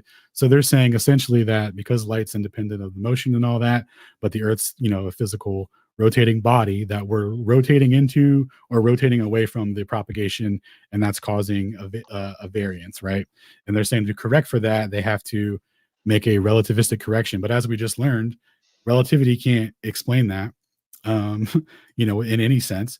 So what they're doing here is they're doing an offset to account for ether wind, right? So Michelson, Gale, Pearson making the measure, showing that in other experiments, there's some that have been done in the South too. They make the same measurements. And what that shows is that the speed of light isn't exactly c, right? The way that it would be predicted. So to offset that and make the speed of light the same, this is how they fix it. They send in a Sagnac offset to make the speed of light appear to be the same. And so that's the corrections that they're making. And again, the Lorentz rotation it's not able to explain that as a rotation effect for the light displacement, for the timing. So now we're going to look at 2 different reference frames that are used for the calculations in GPS. We have the ECI and the ECEF. I call the ECI the ether-centered inertial frame because all they're doing here is they've invented this frame and they sync it to sidereal time to counterbalance that offset for the difference in the speed of light, especially when it comes to translational motion, right? Because as lads are moving on this rotating globe, they're on trains, they're on cars, they're in jets, they're on rockets, etc., right? And all of these velocities are calculated in this frame. Sidereal time being the time it takes for the stars to make a full rotation compared to the sun. Yes, sir. Which is different. Yeah, faster. Yes, sir. So by syncing that to the speed of light, And using this frame, right, they're deriving their measurements. They're saying, oh, well, we have this stationary frame with respect to the center of the Earth, and then we send out our timing signals, and then the receiver gets his signal, and then it's based off of that with respect to the center of the Earth, right? But then they transform that, right? Your ground receiver transforms that and puts it back where it was originally taken, because it was always taken in this frame, the ECEF, right, where the satellite would be here, you would be here on the ground at this fundamental plane, right? But the way that they have to present it is through this, like through ball rotation and stuff, right? But this is just an absolute frame, and this is them applying that measurement, and then without acknowledging the absolute frame and the variance in the speed of light, which is producing the accurate measurement, irrespective of your motion being in a circle or in a straight line. So anyway, when they transform that, that's where they start to act like, oh, okay, well, this is the rotating ball and all this stuff, right? So we have to make this offset because we have this stationary frame. But the whole time, right, they're not in a different frame in reality making the measurement. It's always having to account for that ether drift, right? The fact that the speed of light isn't the same, and they're just offsetting that through coordinate system transformations. And to show that all coordinate systems, when it comes to Cartesian, rectangular, cylindrical, or spherical, they're all equally valid. My buddy Shane likes to say that we live in coordinate system simultaneity instead of relativity of simultaneity, since all these coordinate systems are equally valid. So if we live on a fundamental plane and you, per se, wanted to project a celestial sphere and have the Earth be a body and have satellites orbiting around it, well, you could construct all of that within this, and it would all be just as valid as ignoring the bottom half of this picture for the ECI and just having the fundamental plane represent everything going on over top of us. It would all be equally equivalent. Wasn't it in the book 1984 where they say that exact thing? They took it out of the movie, but in the book, he's talking about, we can make the Earth flat. We can make it a globe. We can make it whatever we want for whatever we want to show. Oh, I'm not sure. I haven't read that, but yeah, essentially that's all it is, right? Because locally, right, it's always going to be flat for you, right? The only way you're going to be balling is if you're getting GPS coordinates and you're like, oh yeah, ball, right? But these are just coordinates. They could be mapped to anything: flat, plane, triangle, dodecahedron. And doesn't matter. So here's some more coordinate systems to just kind of show how it works and how they're all the same. And then because GPS being a timing system, right, it doesn't matter. It's not deriving distances based off of sphericity and, we got to get the arc chord length and it would only be this. No, it's a timing system. Doesn't matter. It would just derive distances based off of time as a ratio of the speed of light. So what you would have is, say you have satellites in orbit and whatnot, right? They're sending their coordinates with Sagnac offsets, basically just sending you a cooked system for your device to interpret the framework through. And then when it does its calculations and computations, like, oh, look, suddenly you're on the globe again. But what we know from scale invariance, right? Just taking the same concept that we apply with angular size and distances to the sun and moon, all of these are equally valid, right? So if a satellite is orbiting above us, however it's doing it, right? If it's free falling around a ball, or if it's on a plane above us, traveling around, what is it called? The flower of life magnetic flux lines or something like that, right? Either way, it's clearing the sky in the same amount of time. The only thing that would change is the distance that they tell us, right? So when they're like, oh, it's 20,000 kilometers above us, so it has to be traveling 17,000 miles an hour. It's like, yeah, at that altitude, for sure. But if it was, way closer, well, it could be going way slower, and it would still be proportional. It would still clear the sky in the same time for you. You would never know. And because of the way that it's sending you offset coordinates already, because we're going to get into the pre-corrected coordinates that it sends out, you would never know anything about this, or the true location or true altitude of a satellite as it's overhead. No, yeah, like I was asking earlier about the balloon, just, it could be a quarter mile away You know, a nice sized balloon, something that you could actually pick out, and they wouldn't be able to tell you anything about it. Nothing at No, all. not a single thing about its dimensions. They could tell you a lot of guesstimations and stories, you know, Mhm. but nothing conclusive. But okay, so to tie all this together with the latitude dependent corrections and the gravity and what have you, right? We're going to look at experimental verification of the general theory.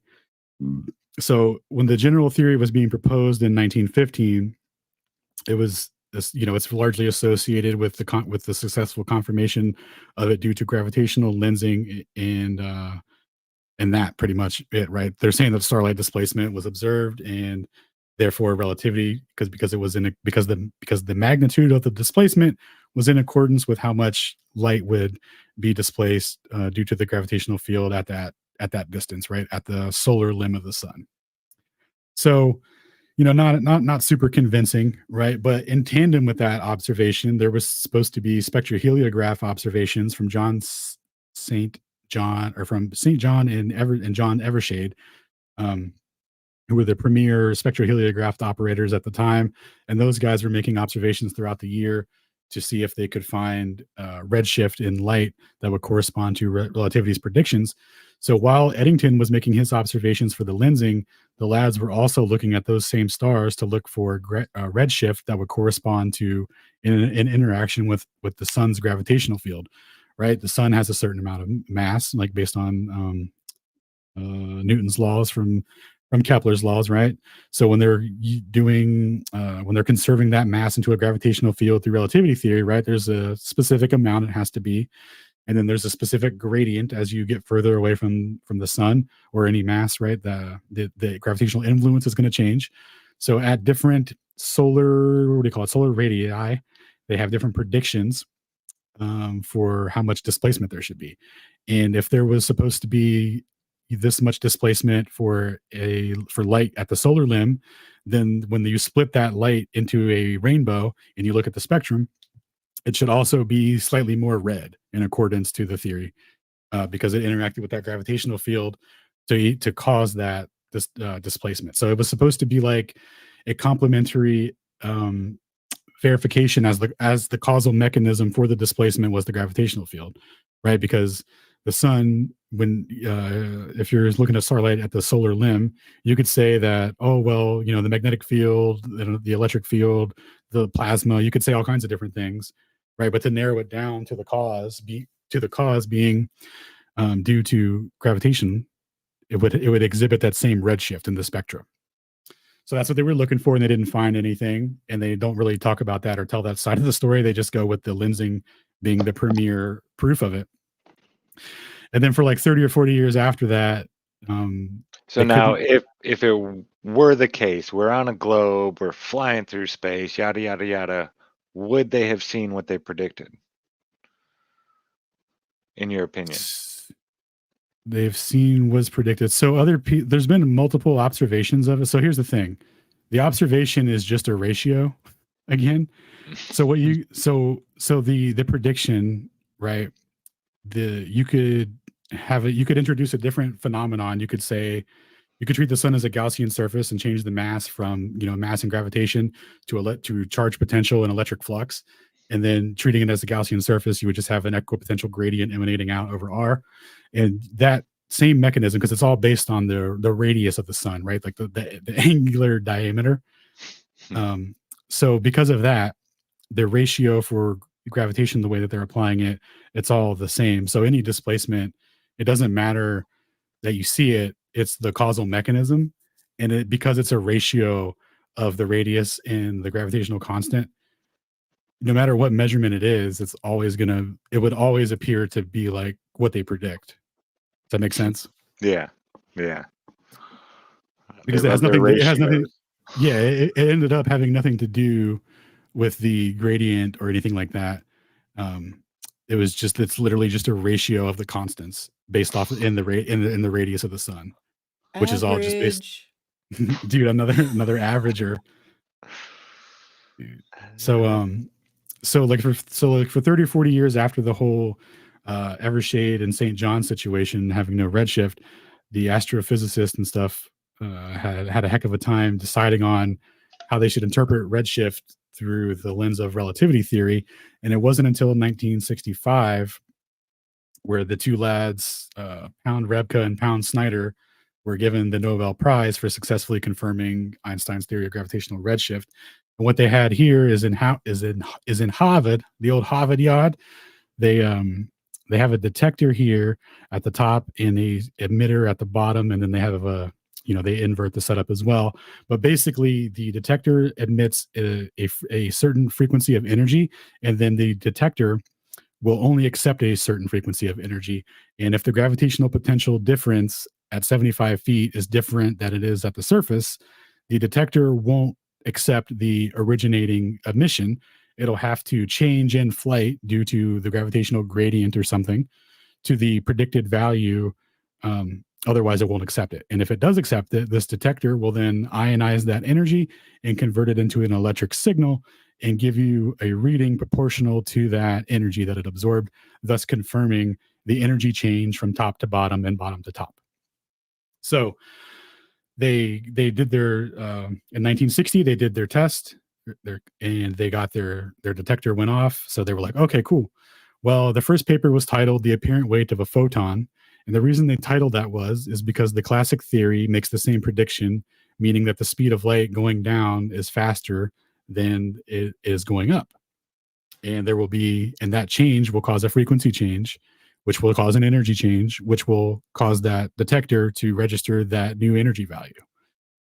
And the general theory predicts the same thing under a different mechanism, but like same magnitude of change, but just under a different mechanism. So in the general theory, they're saying that the light is essentially, you can think of it as going through a gravitational gradient.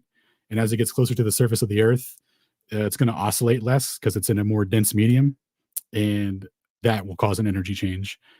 Now, because it's frequency and converting it to an electric signal, there's no way to determine if the speed of light going down is faster or if the speed of light is the same and it's changing due to the gravitational gradient under the conditions that they did their experiment. So they proposed in their second paper in 1965, where they did the experiment again and got the same results, but using a gamma ray instead this time. And the purpose of that was to eliminate electric and magnetic influence, because the gamma ray is supposed to be neutral to those. So it's not going to energy shift under the influence of an electric or magnetic field. And they got the same reading, et cetera, right? So, but they made the same note in their paper, and they were like, look, same prediction. We can't know. What we should really do is put an atomic clock up here at the top and one at the bottom, and we could time the flight. And if the speed of light is a constant, well, it's going to take, exactly 1 second to get here. It's not going to be faster than that, right? It's not going to be less than a second. And then on the inverse, going up and down, now, obviously it's not going to be a second. It's just for simplicity, but that's what they were saying, right? And they never got a chance to do that experiment, and they were given the Nobel Prize for confirming Einstein, even though the classic theory makes the same exact prediction in this particular case. Like it was, one-sidedly given to them, right? So now we've established here that there's a gravitational gradient on Earth in accordance with Einstein's theory, and this requires in GPS an equipotential correction, and that's what Ron was alluding to earlier. It shows a bit of desperation there to super desperate affirm Einstein. Oh, congratulations. You said something that sounds smart, so we're just going to give you an award for that, and we don't really care what you did. It just sounds good, so we're going to give it to you. Yeah, man, the history of them trying to derive it by astronomical means, nobody could agree on anything. So it was like they had to take the lads in the lab to put meaning on it, and then from there they were able to fully establish their lore and literature. But so what's being put forward here, though, is that there's a gravitational potential gradient, and as you get higher in altitude, that there's going to be a shift in that. So they're saying that it's uniform on the ground, essentially, right? And that's what Ron was putting forward, that it's that on the ground, that it's uniform and you don't have to make any other additional offsets. You can just treat the whole thing as the same. But what we just learned here is that the difference between 70 feet and 75 feet from 65 in 1960 produced different measurements for the gravitational gradient. And if you're going to have a satellite at altitude 20,000 feet or 20,000 kilometers, right, per se. Let's say you have a satellite going over at someone's zenith at the 50th parallel here. The signal is going to be sent straight down to them. So it's going to be 20 kilometers dead even, right? But because of the contour of the ball, right, when that signal is also being sent at the same time to an observer, because it's going omnidirectional, right? It's propagating outward. So it's going to hit a little down the ball here for an observer that's at the 45th latitude or the 40th, for example, right? Well, relative to that satellite's position when the signal was sent and received, this lad here is going to require a latitude-dependent correction for the difference in the satellite's position based on the contour of the Earth. If you can treat these two the same over a span of, what would that be, like 2,000 miles, like 500, 600 miles? If you could treat it the same as that, but at 75 feet and 70 feet, you're making different corrections, then, that's clearly there's no equigravitational potential difference due to the shape of the Earth, right? What would be better stated is that these are what the satellites would be on a plane above us, and that we're on a plane, and that the gradient between us is equipotential. And that would be the only reason that would be the only way that you could send these signals in the distance not affected due to the gravitational offset and the way that they tried to attribute everything. It would be like, I don't know, that's the only way that I can make sense of it. And Ron Hatch, of course, his explanation was ball rotate through stationary frame or through stationary gravitational field, which isn't my particular brand of explanation. Because here's the thing, right? So we get into reciprocal zenith angles in geodetic surveying. So the implications for this are huge, because they say that when they did the arc of the parallel, right? If you go to mctune.net/SE right now, you whip open your arc of the parallel books, what you're going to find is a bunch of lads deflecting their verticals based on equigravitational potential differences when they make observations of stars. So they go to a spot on Earth, they wait till the stars are overhead at their zenith, and if the star isn't where it's predicted to be, they literally tilt their device. And to come up with an explanation as to why they had to tilt it, they said that the gravitational gradient is different there. And to be perpendicular with the gradient, you have to tilt your device. So when they show you the geoid model, right, that's a gravitational potential model. Your device because of a gravitational difference. That's just kind of what? Yeah. So normally, right, on the ball, when you drop a plumb bob, it's going to the center of the ball, right, and that's level, right? But if there's a star that's not doing what your coordinate system is telling you it's supposed to do, that must mean that your plumb bob is physically deviated from the center of the ball, because the gravitational potential difference at your location is different than everywhere else, and you don't have true level. And the only way to establish true level is to be perpendicular to the gravitational potential of the geoid. So thus physically tilting the device, thus the deflection of the vertical. So they're saying that the gravitational potential offset there is so strong that a physical plumb bob has to be tilted. You have to physically tilt your device a couple of arc seconds to meet their measurements, right? And then they'll turn around and interpret that correction as, spherical excess. It's like, no. You are trying to map everything to a coordinate system at a specific time, and you need a reason to put that star there or make your device fit that star's location. But anyway, I digress a little bit. Needless to say, if they're saying that the offset is that strong that devices on the ground need these corrections, well, a electromagnetic propagation going through that field is most definitely going to have to require latitude dependent corrections. When in fact, if it was as severe as they portray, right, when GPS came out, they would have gone all over and mapped these anomalies out, and they would be reflected in the actual corrections in your device. Because the difference in the offset, right, we're talking like fractions and fractions of a second you'll be off by 30, 40, 50 meters. So if there's a difference at 60 and 75 feet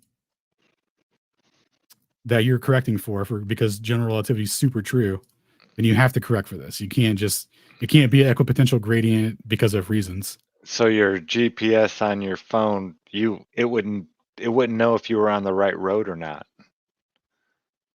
It'd be saying, "Oh, you're 50 yards off to the right, driving in a field."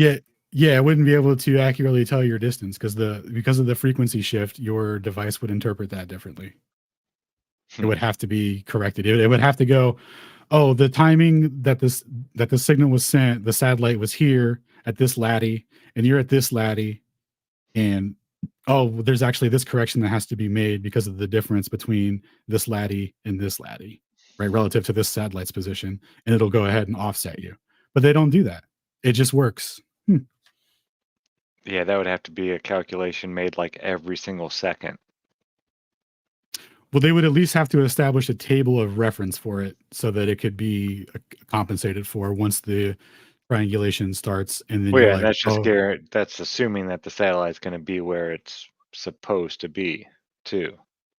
You know, solar wind slowed it down a little bit, so it's back here, or this or that. You know, I mean, yeah. In a perfect world, you know, an engineer's world, yeah, that would work great. But in reality, where, you know, not everything weighs exactly the same and this and that, I couldn't stand engineers, man.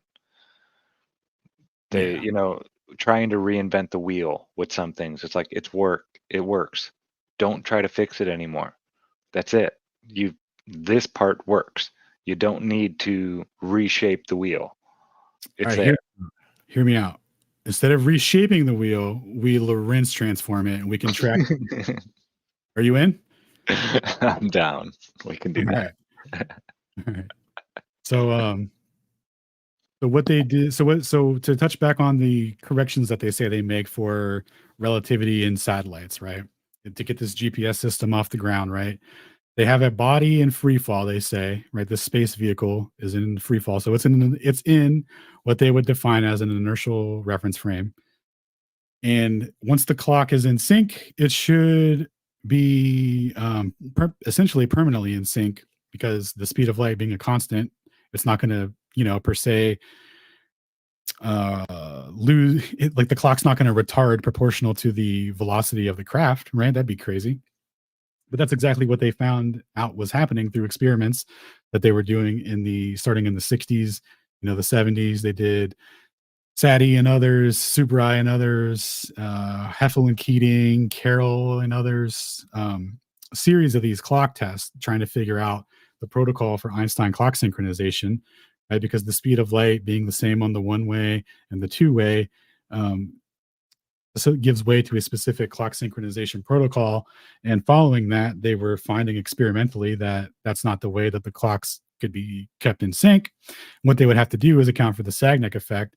So what Paul Marmé does when he's going through his paper, he's pointing out that these corrections, these velocity corrections, etc., are not in the relativistic sense, right? They're not link contraction time dilation. They're literally accounting for the full velocity of the craft, the Sagnac effect in the craft. Like if you were to think of I'm not going to go through that analogy, but you guys get it. The craft should not be able to detect its velocity with light, right? And the clock is desynchronizing is exactly proportional to its velocity.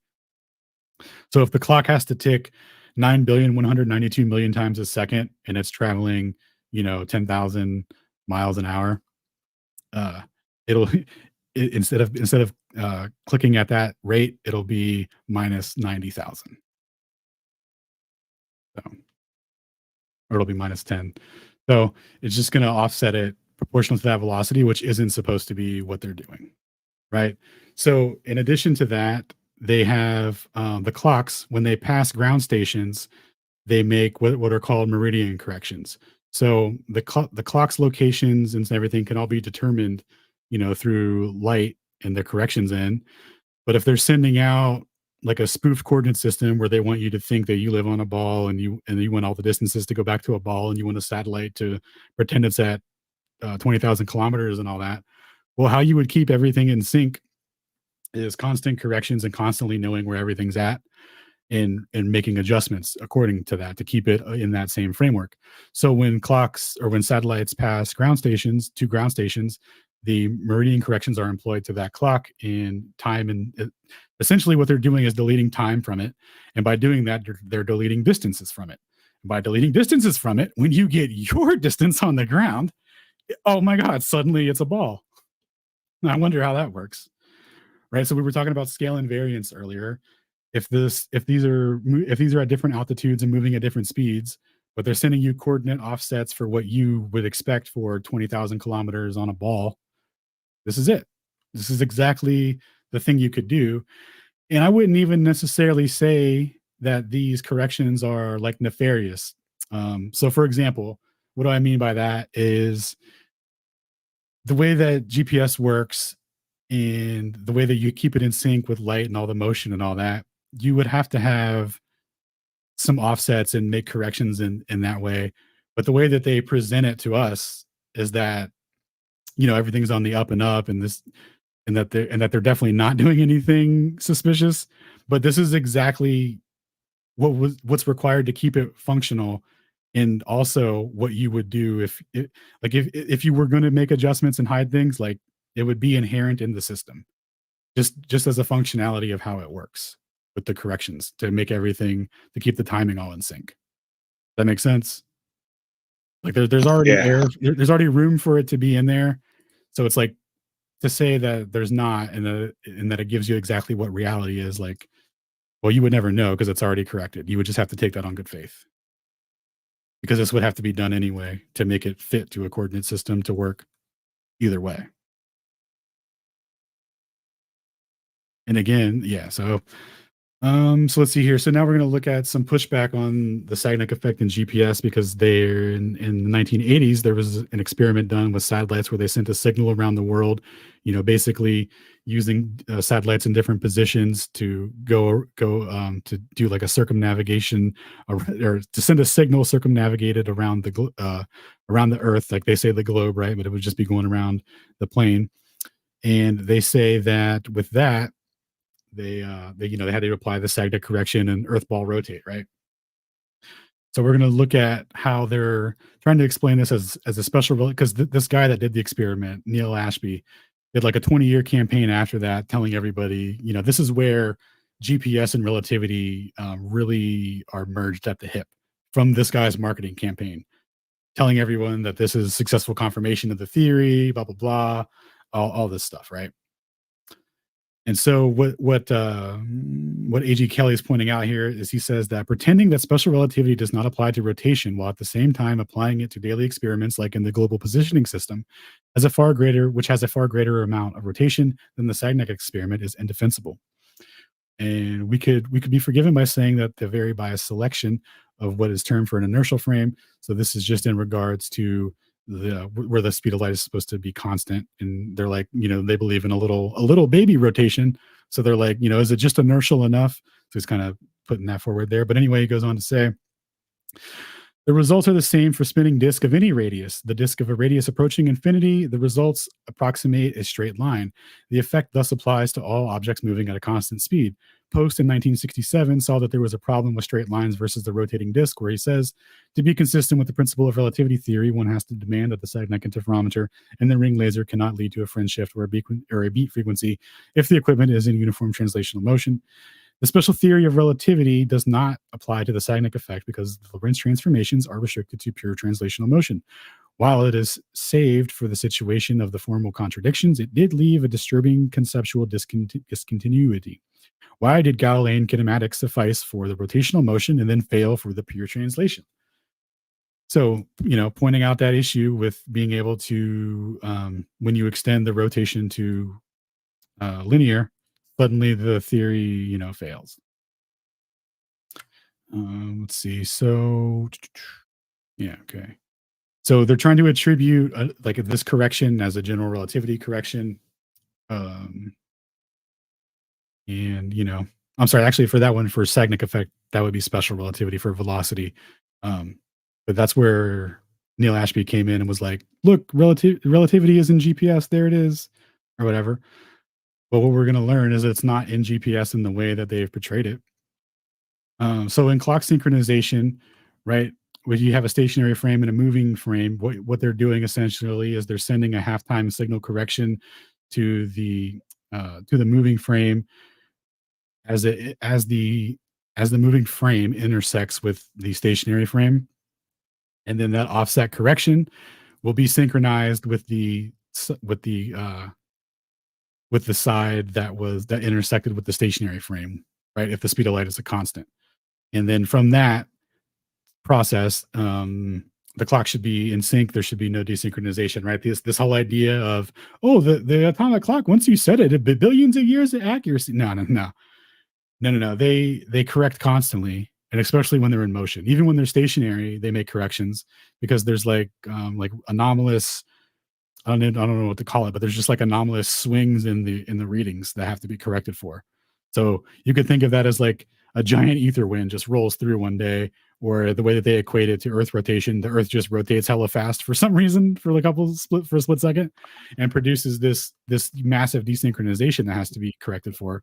That's what they found in Heffel and Keating, is that there was 16 periods throughout that time where the clocks just completely went out of sync, not even in respect to the direction of motion that they were going in. Well, yeah, I mean, go ahead, Karen. I was just going to say, I love the constant theme of their models not fitting into their mathematics, their round numbers. It's always like, well, it's doing this and it's doing that, and I love that. Yeah, they can't quite get it, but in that regard, though, my question, real quick, Alan, is how would they even know? I mean, they did a lot of these tests like back in the day with mechanical clocks, right? No, atomic. These are atomics. Okay. But it still has mechanical properties in it, right? Sure. An atomic clock. Yeah, but it's still has a piece of quartz in it, and yeah, but it's process of, but it's not using the quartz to like keep time in that regard. It's what it's doing is it's converting an electric signal, like in the same way that Mossbauer detector converted the frequency of energy into an electric signal. What the atomic clock does is it converts cesium and radio frequencies into that same oscillation rate. So cesium oscillates at 9,192,000,000 oscillations a second, and they put that into a chamber, and then they send radio waves into it to match that rate. When they match that rate, it ejects from the chamber, and then it gets ionized, which they convert into an electric signal. And from that pulse rate, they keep that time of they keep that oscillation rate of 9,192,000,000 oscillations a second. Okay, so yeah, it's just a really advanced clock the way they do it, but there's still a process on how it keeps time. That's what I'm saying. Even the greatest clock makers in the world, timepiece makers in the world, you take two exact timepieces that are the exact same, made from the same person, and you set them down next to each other and you run them, they will not keep the exact same time. It's almost impossible. Even like your Rolexes, your really expensive Rolexes, they're known for not keeping great time. I've heard of that on Rolexes. Yeah, I never thought of that on the mechanical clock level of it. Yeah. Dude, that's so funny. That's so funny. So yeah, on the inverse, when it comes to the technology clock, right, the atomic clock, it's presented like, oh no, it'll stay in sync forever. Yeah, and there's still mechanical properties to it. There's still things going on in there. I mean, we would have to assume that all this cesium is exactly the same, and it's 100% pure, and there's just too many variables. There's no such thing as a perfect machine. Yeah, you can't make two things that are, especially perfect. with moving parts. They break down, stuff happens. Yeah, I mean, any way you look at it, we don't have the technology to make things perfectly. This is my argument against the whole sun simulator thing. Man cannot recreate nature. The sky clock is the master clock. we can try to sync to it as good as we can, but ultimately that's all we're trying to do. We're trying to match the sky clock, right? Mhm. Always. Right, dude. Think about this, Karen. They even sync the time on these clocks is sync to sidereal time. Like they literally sync it to the sky clock. Yeah. It's it's crazy. I'm at my time limit, guys. I got to get going, but yeah, it's been All a right. couple. It's Thanks not for coming crazy. out, bro. Of course they do. That's what we are. Yeah. That's where we are in time, is where we are in the sky. Good night, Kyle. We'll see you Good night. next week, Peace, man. guys. Have a great week, man. Don't be watching too many Channing Tatum movies, man. It's addicting. I may or may not have a magic mic problem now. All right, we're almost done here, boys. We got like 4 more slides, I think, or like maybe like 6, but super close. Did you have any questions or anything? Were you about to say No, something? it's going good. What were you saying, Okay. Karen?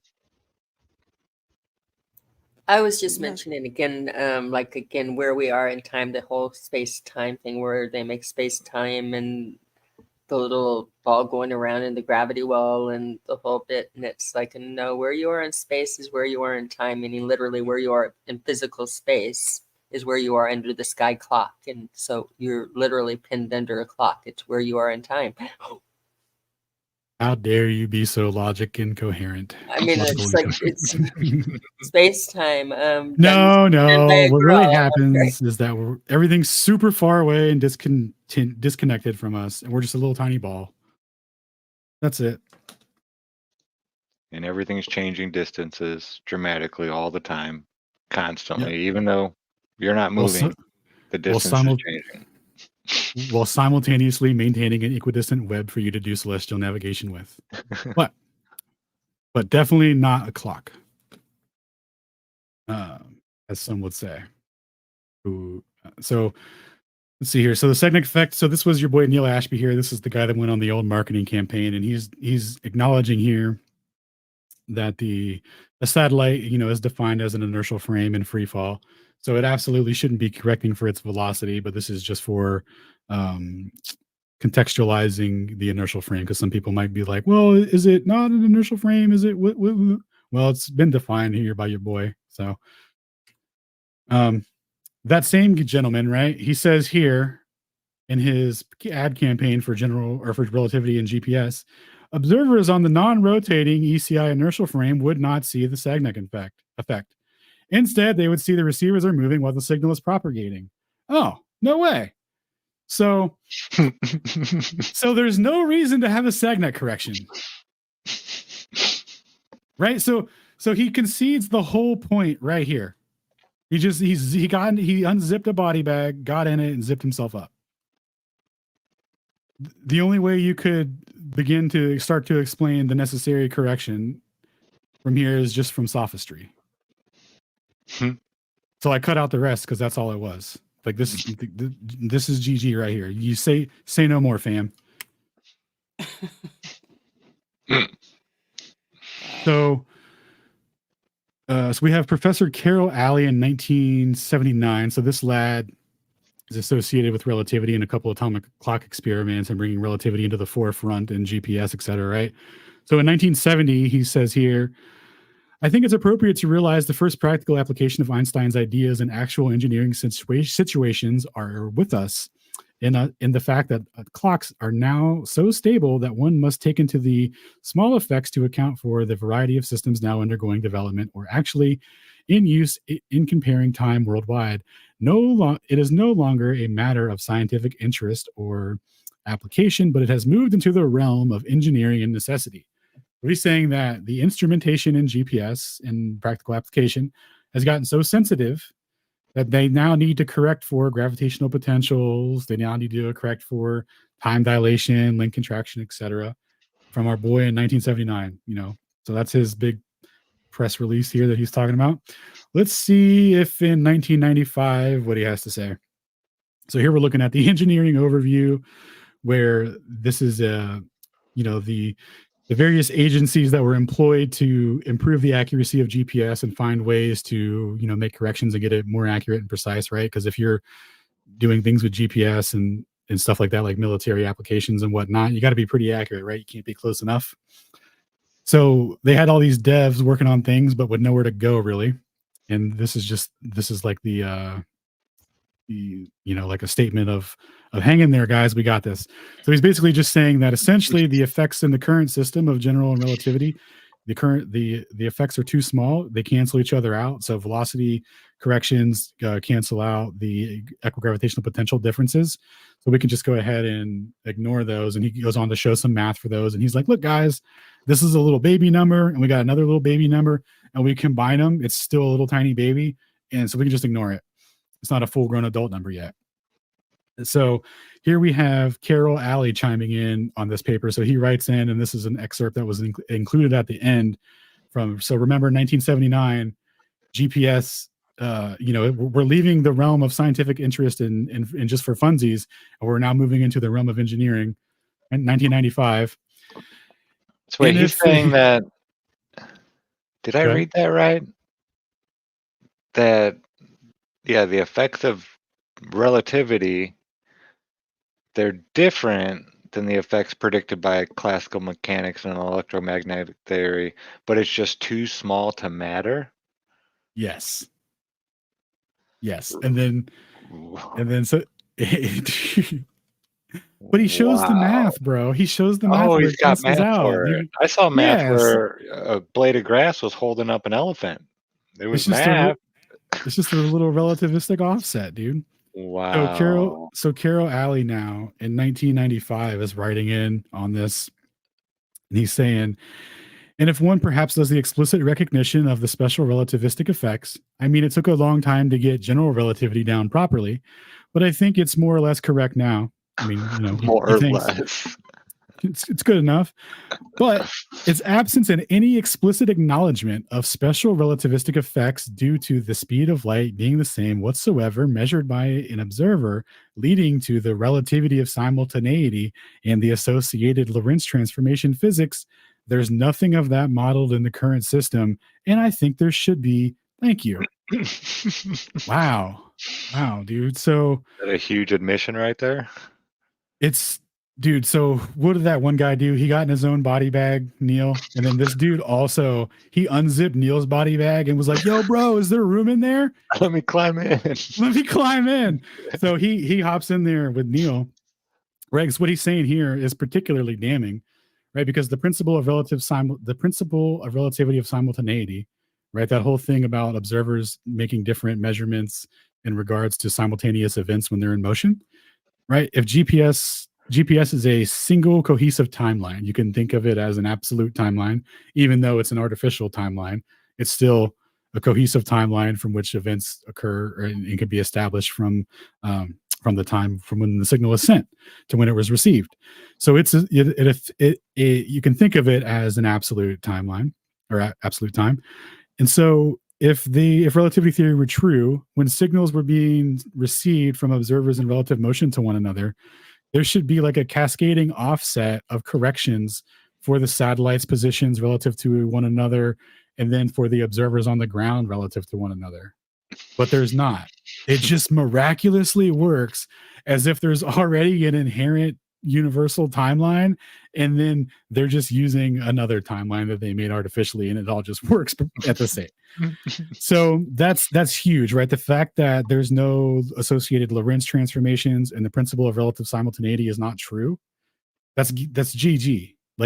Logically, we already know, like going back to the bomb analogy and the signal timing, that it can't be true, right? But we got all these people that believe in it, and what about Eddington? Nah, what about GPS, dog? What about the core fundamental tenet of the consequences of relativity theory that lead to time dilation and link contraction are not present in GPS, and you don't have to account for it? That's crazy. That's insane. That's a completely untenable position to have if you're a relativist. And my dude said, thank you. Hey, bro, can you include that would be like picking up the Bible and like there's a part about Jesus in the beginning, and you're like, oh, cool, I'm definitely going to learn about this guy when I finish the whole book. And you get through the Old Testament, and there's not too much in there about your boy, and then you get to the New Testament, and there's nothing in there about him, and you're just like, oh, that's weird. Wait, what? Jesus is supposed to be in here. I believe in Jesus. I believe this book is about Jesus, but he's not mentioned but he's not in here. That's the equivalent of what happened. Just to like put that in non-physics perspective, like philosophically speaking, right? That's exactly what just happened there. And I don't think most of the physicists have any clue what you're even talking about, Alan. Sad to say. Dude, some do, and they write about it, and then it goes nowhere, or people, when you present it to people, they're like, oh, that was in a predatory journal. Predatory journal? You mean like a journal that's telling you that you're in motion when you're not?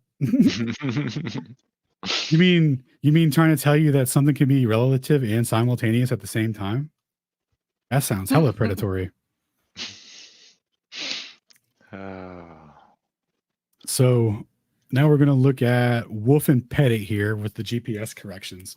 So this is the substantiation that the signals you get, the raw signals you get, already have corrections offset into them.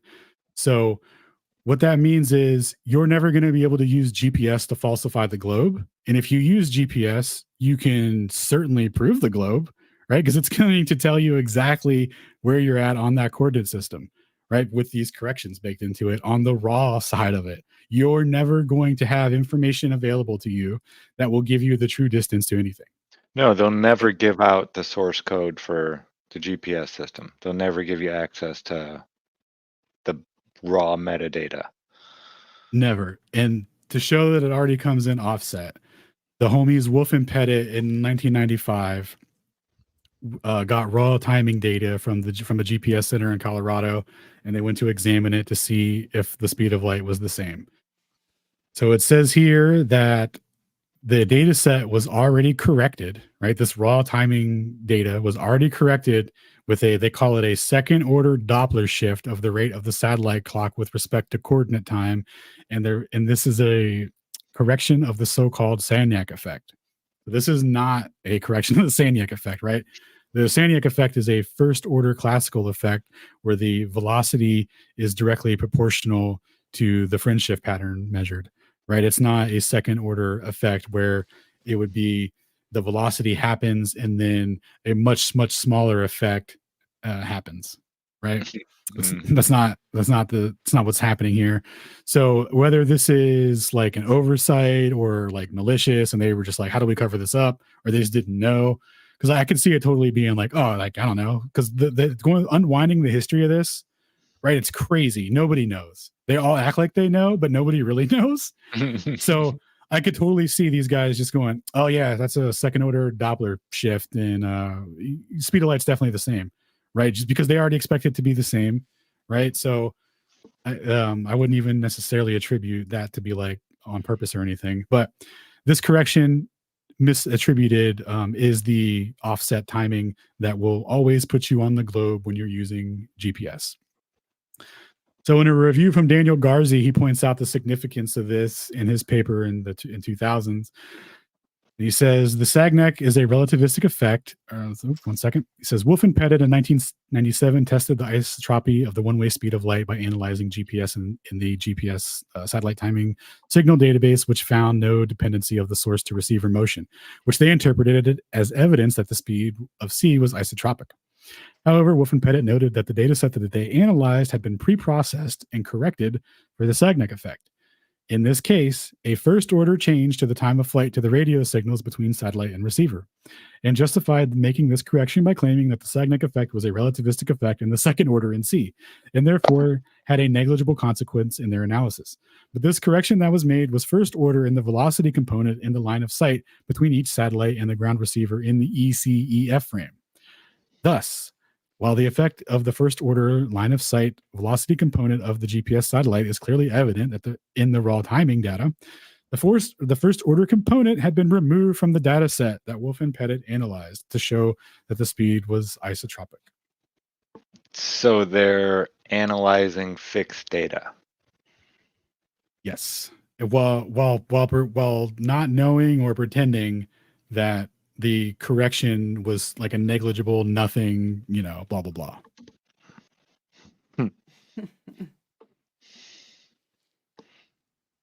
Let's see here. It's crazy they get away with this stuff, man. But it doesn't surprise me. I mean, it's not just physics, it's politics, it's law. It's everything. It's everything. It's literally everything. How many times were you told like, this is mutually exclusive proof of ball? This is mutually exclusive proof of relativity theory. This is mutually exclusive proof that my political party is better than your political party. And then when you go to this is proof that my news story interpretation is better than you. Every time you look into it, it's always the opposite. Every time. Every time. Every time. So here we have another issue to close off on. So this is the midnight noon redshift problem.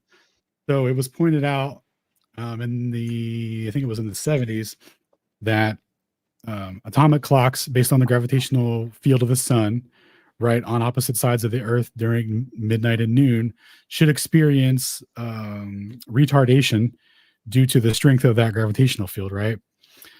And then, of course, we're moving throughout the year closer and further away from the sun. So there's actually like a compounding effect that should be happening as well that they would have had to account for. But anyway, the guy Neil Ashby from earlier, who told everyone that Sagnac was in GPS, said that the guy in the 70s did the math wrong, and he basically zeroed out the effect and said that it cancels out. It's another classic case of canceling out. Just right? cancel it out. Couldn't find it. Now, there was a guy named Ron Hatch, though, who's also has a 40+ year career in GPS. And that guy was also analyzing the midnight noon redshift problem. And he found that what Neil Ashby was putting forward was actually incorrect. And he corrected the math on it and showed that there should be a correction necessary to be made. And when Neil Ashby was publishing his refutation to the original guy, right, Ron found out what journal he was having that published in. And he was having his refutation to Neil's refutation published together in the same journal.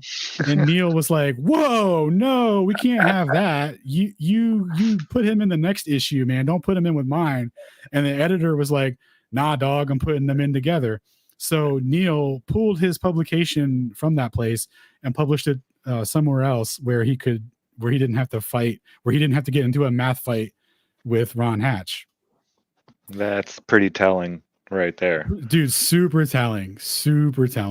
And so the issue here, to put it in perspective, what this means is to show this gradient of the sun. I got this big red circle here. This is supposed to be the big gravity well of the sun.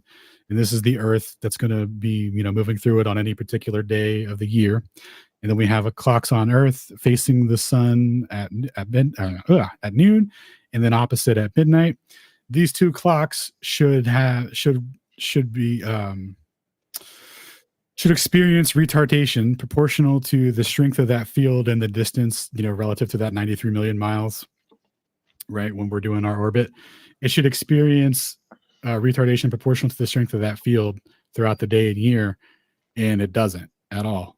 No one's ever had to correct for that. And in addition to that, satellites, free falling around the globe, as they say, right? If the timing signals and velocities needed to be accounted for, right? Like if the Earth was moving at 30 kilometers a second and you're on a ball that's rotating at 1,000 miles an hour at the equator, at certain points, you're going to be rotating into and away from that 30 kilometer velocity. So the timing corrections that the signals from the satellites to the ground receivers are sending would have to correct for that velocity boost, right? Because you would be on the ball traveling at whatever velocity relative to your laddie, plus your velocity if you're in a car or train or whatever, plus the 30 kilometers a second around the sun. They only ever account for your velocity in the ether drift. So you could just kind of mark all those other ones down as, what do they call them, where they can just cancel them out? Yeah. They just in that show, The Office. Have you ever seen that show? Oh yeah. They had an accountant. His name was Kevin, and to make all the numbers right at the end of the day. He wasn't very good at math. So he came up with his own special number, a K11. Yeah. And he would put that in there, and it just made everything equal at the end of the day. So he could go home on Nice. time. Yeah, that's what this is reminding me of. People using Yeah. K11s right here. Yeah, Neil definitely K11'd hard. He definitely did that. So, and then we'll just end on misconceptions of time dilation, right? So people think that, oh, well, my ground receiver is accounting for time dilation. Nope, there's no relativistic corrections like that in there. GPS is a timing system that uses a range measurement equation, which essentially you could use it to, not essentially, you can actually use that same equation to derive the Sagnac effect. So it wouldn't, it's not deriving distances based off of like, oh, I need to add in the difference plus time dilation. It's just the difference in the speed of light from when the signal was sent and received to you to get the distance. The idea that the clock has to be in sync with you or you have to make some sort of correction isn't real. And the quote unquote time dilation correction that most people are asserting when they're talking about that correction is that same one that Neil Ashby was talking about, right? That shouldn't exist, but somehow the velocity of the craft has to be accounted for proportional to keep that clock in sync. So earlier I was talking about the oscillation rate of the cesium inside the clock and it being retarded proportional to the velocity. So they just have to inject extra energy into the system to maintain that oscillation rate. And they shouldn't have to do that because if relativity were true, they wouldn't have to do that. So that's it. That was awesome, Alan. Thank you, I can't sir. wait till the time comes when these PhDs are going to have to start addressing some of these amazing points that you guys have been putting together. Because I don't think they have a leg to stand on at all. Dude, they're tough points to argue against, man, because Einstein left very specific instructions in his holy scriptures, and any deviation from that, like it's in pretty plain English, right? The uniformly moving circle or continuously curved line. It's like, oh, I wonder what he could have meant by that. Do you guys think he meant not a Sagnac interferometer? Oh man. But yeah, if you guys have any questions or comments, concerns, I'm happy to answer. No, that was great, man. Now, where can people go to find you guys? Because I know you guys do like 10-hour, 12-hour, just day-long sessions sometimes. So where can people go to catch you guys doing all that kind of stuff? youtube.com/space_audits, or you can go to youtube.com/ethercosmology, or youtube.com/Shane Saint Pierre, all one word, no saint. The saint is just ST. Or you could go to ethercosmology.com, get the links there. You can go to adl.place, get the links there, or spaceaudits.net and get all the links there. And what days can we find you on? I know you guys are doing it a couple times a week usually. We do research and reading nights on Monday. On Tuesday, we do presentations/roundtable, which is like a general discussion, usually on a targeted subject. And then we have Thursdays, which is community session night, where we just get together with the boys on Twitter usually, and just have a community night, just talk about various stuff. And then Friday, of course, is Flat Earth Fridays, which leads sometimes into stationary Saturdays. And rumor has it this will be a super long, extra long episode of Flat Earth Friday, and it'll definitely go into stationary Tuesdays. So see you guys there. Wow, nice. Stationary man. Tuesday. It may be a 73-hour episode or more. Wow. Yeah, they are just crushing it over there. And Yeah, it's I good know. conversations. I wake up early in the morning and I see the little alert that's like, oh, they're live streaming. I'm like, that's crazy. I think they were going last night when I went to they're sleep. still alive. Dude, you gotta come through this weekend. Yeah. I think I will. I'll come see if I can find you guys when I got some free time. Now, Awesome. to get in there and chat with you guys, I know you allow that kind of stuff too. It's almost like an open panel sometimes. Yeah. So the way Twitter works is you can only have 10 people on stage at a time, not counting 3 co-hosts. So what we'll do is we'll rotate mics out, and then so people will come in and request. You can do a little hand up emoji to and then request a mic too, and so it'll show up on the admin interface, and then we just rotate people out throughout the night. But yeah, everyone's welcome to come through, and say your piece. That's awesome, man. Yeah, like I said, I can't wait till they're really backed into a corner and are forced to start addressing some of these things. I know you guys are on a lot of these topics that are way over a lot of people's heads. Like I had a lot of trouble keeping up with you tonight. It's just, yeah, it's really high tech stuff you guys are talking about. This is what GLOBEBUSTERS Tech is for. And yeah, so thank you for And coming you did in it very and doing that. cleanly and well, and that's so easy to do. The whole chat went very quiet while you were talking, more so again where you can really tell where they're paying attention. And Nice. Very, very cool. Mm-hmm. Yeah, you guys keep it up over there. You are crushing it, man. Loving it. All Nice, right, I thanks. guess we'll go around once. Did you have anything else, Alan, before we Yeah, go around and say our goodbyes? Yeah, after we leave out of here, probably in about 15 minutes after or so, we're going to go live again for community session night. So we'll be live on Twitter. So if you guys have some questions about the presentation tonight from the chat, you guys can come over to our Twitter space and ask there. All right, and what is that again? Ooh, I don't have the link up available, but we'll all be streaming it. So just go to our Okay, yeah, YouTubes. space audits or ether cosmology, Saint Mhm. Pierre. Okay. Mm-hmm. Yep. And then I'll put the link in the chat. Awesome stuff, man. Well, thanks again. You're welcome back anytime, whenever you or Shane or really anybody that you deem worthy to come and present something. I'd take your, Oh, dude. Yeah, absolutely, man. Thank you.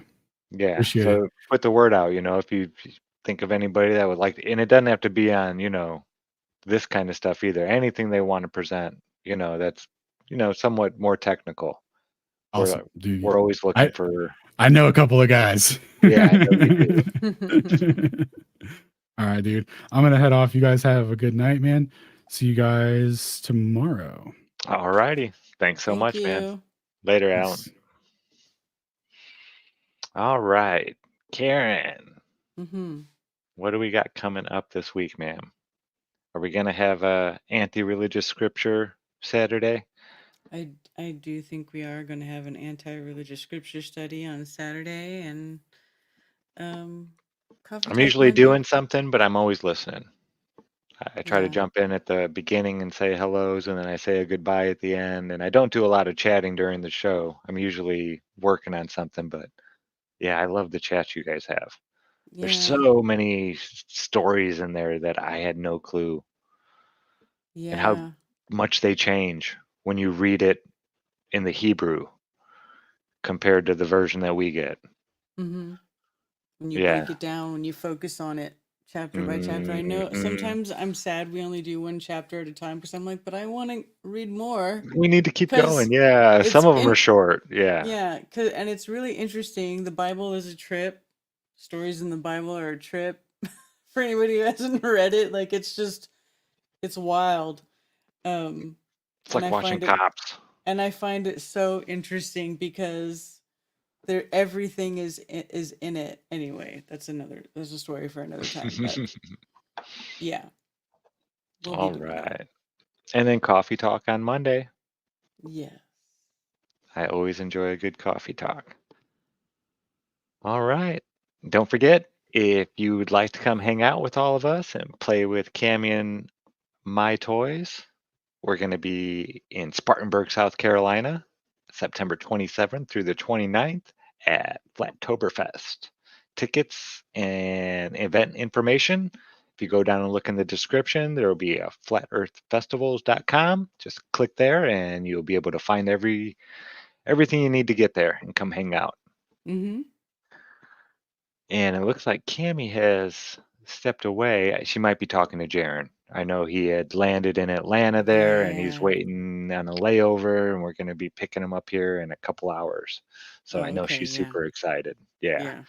me too. I miss him. I do. It's just weird not having him here.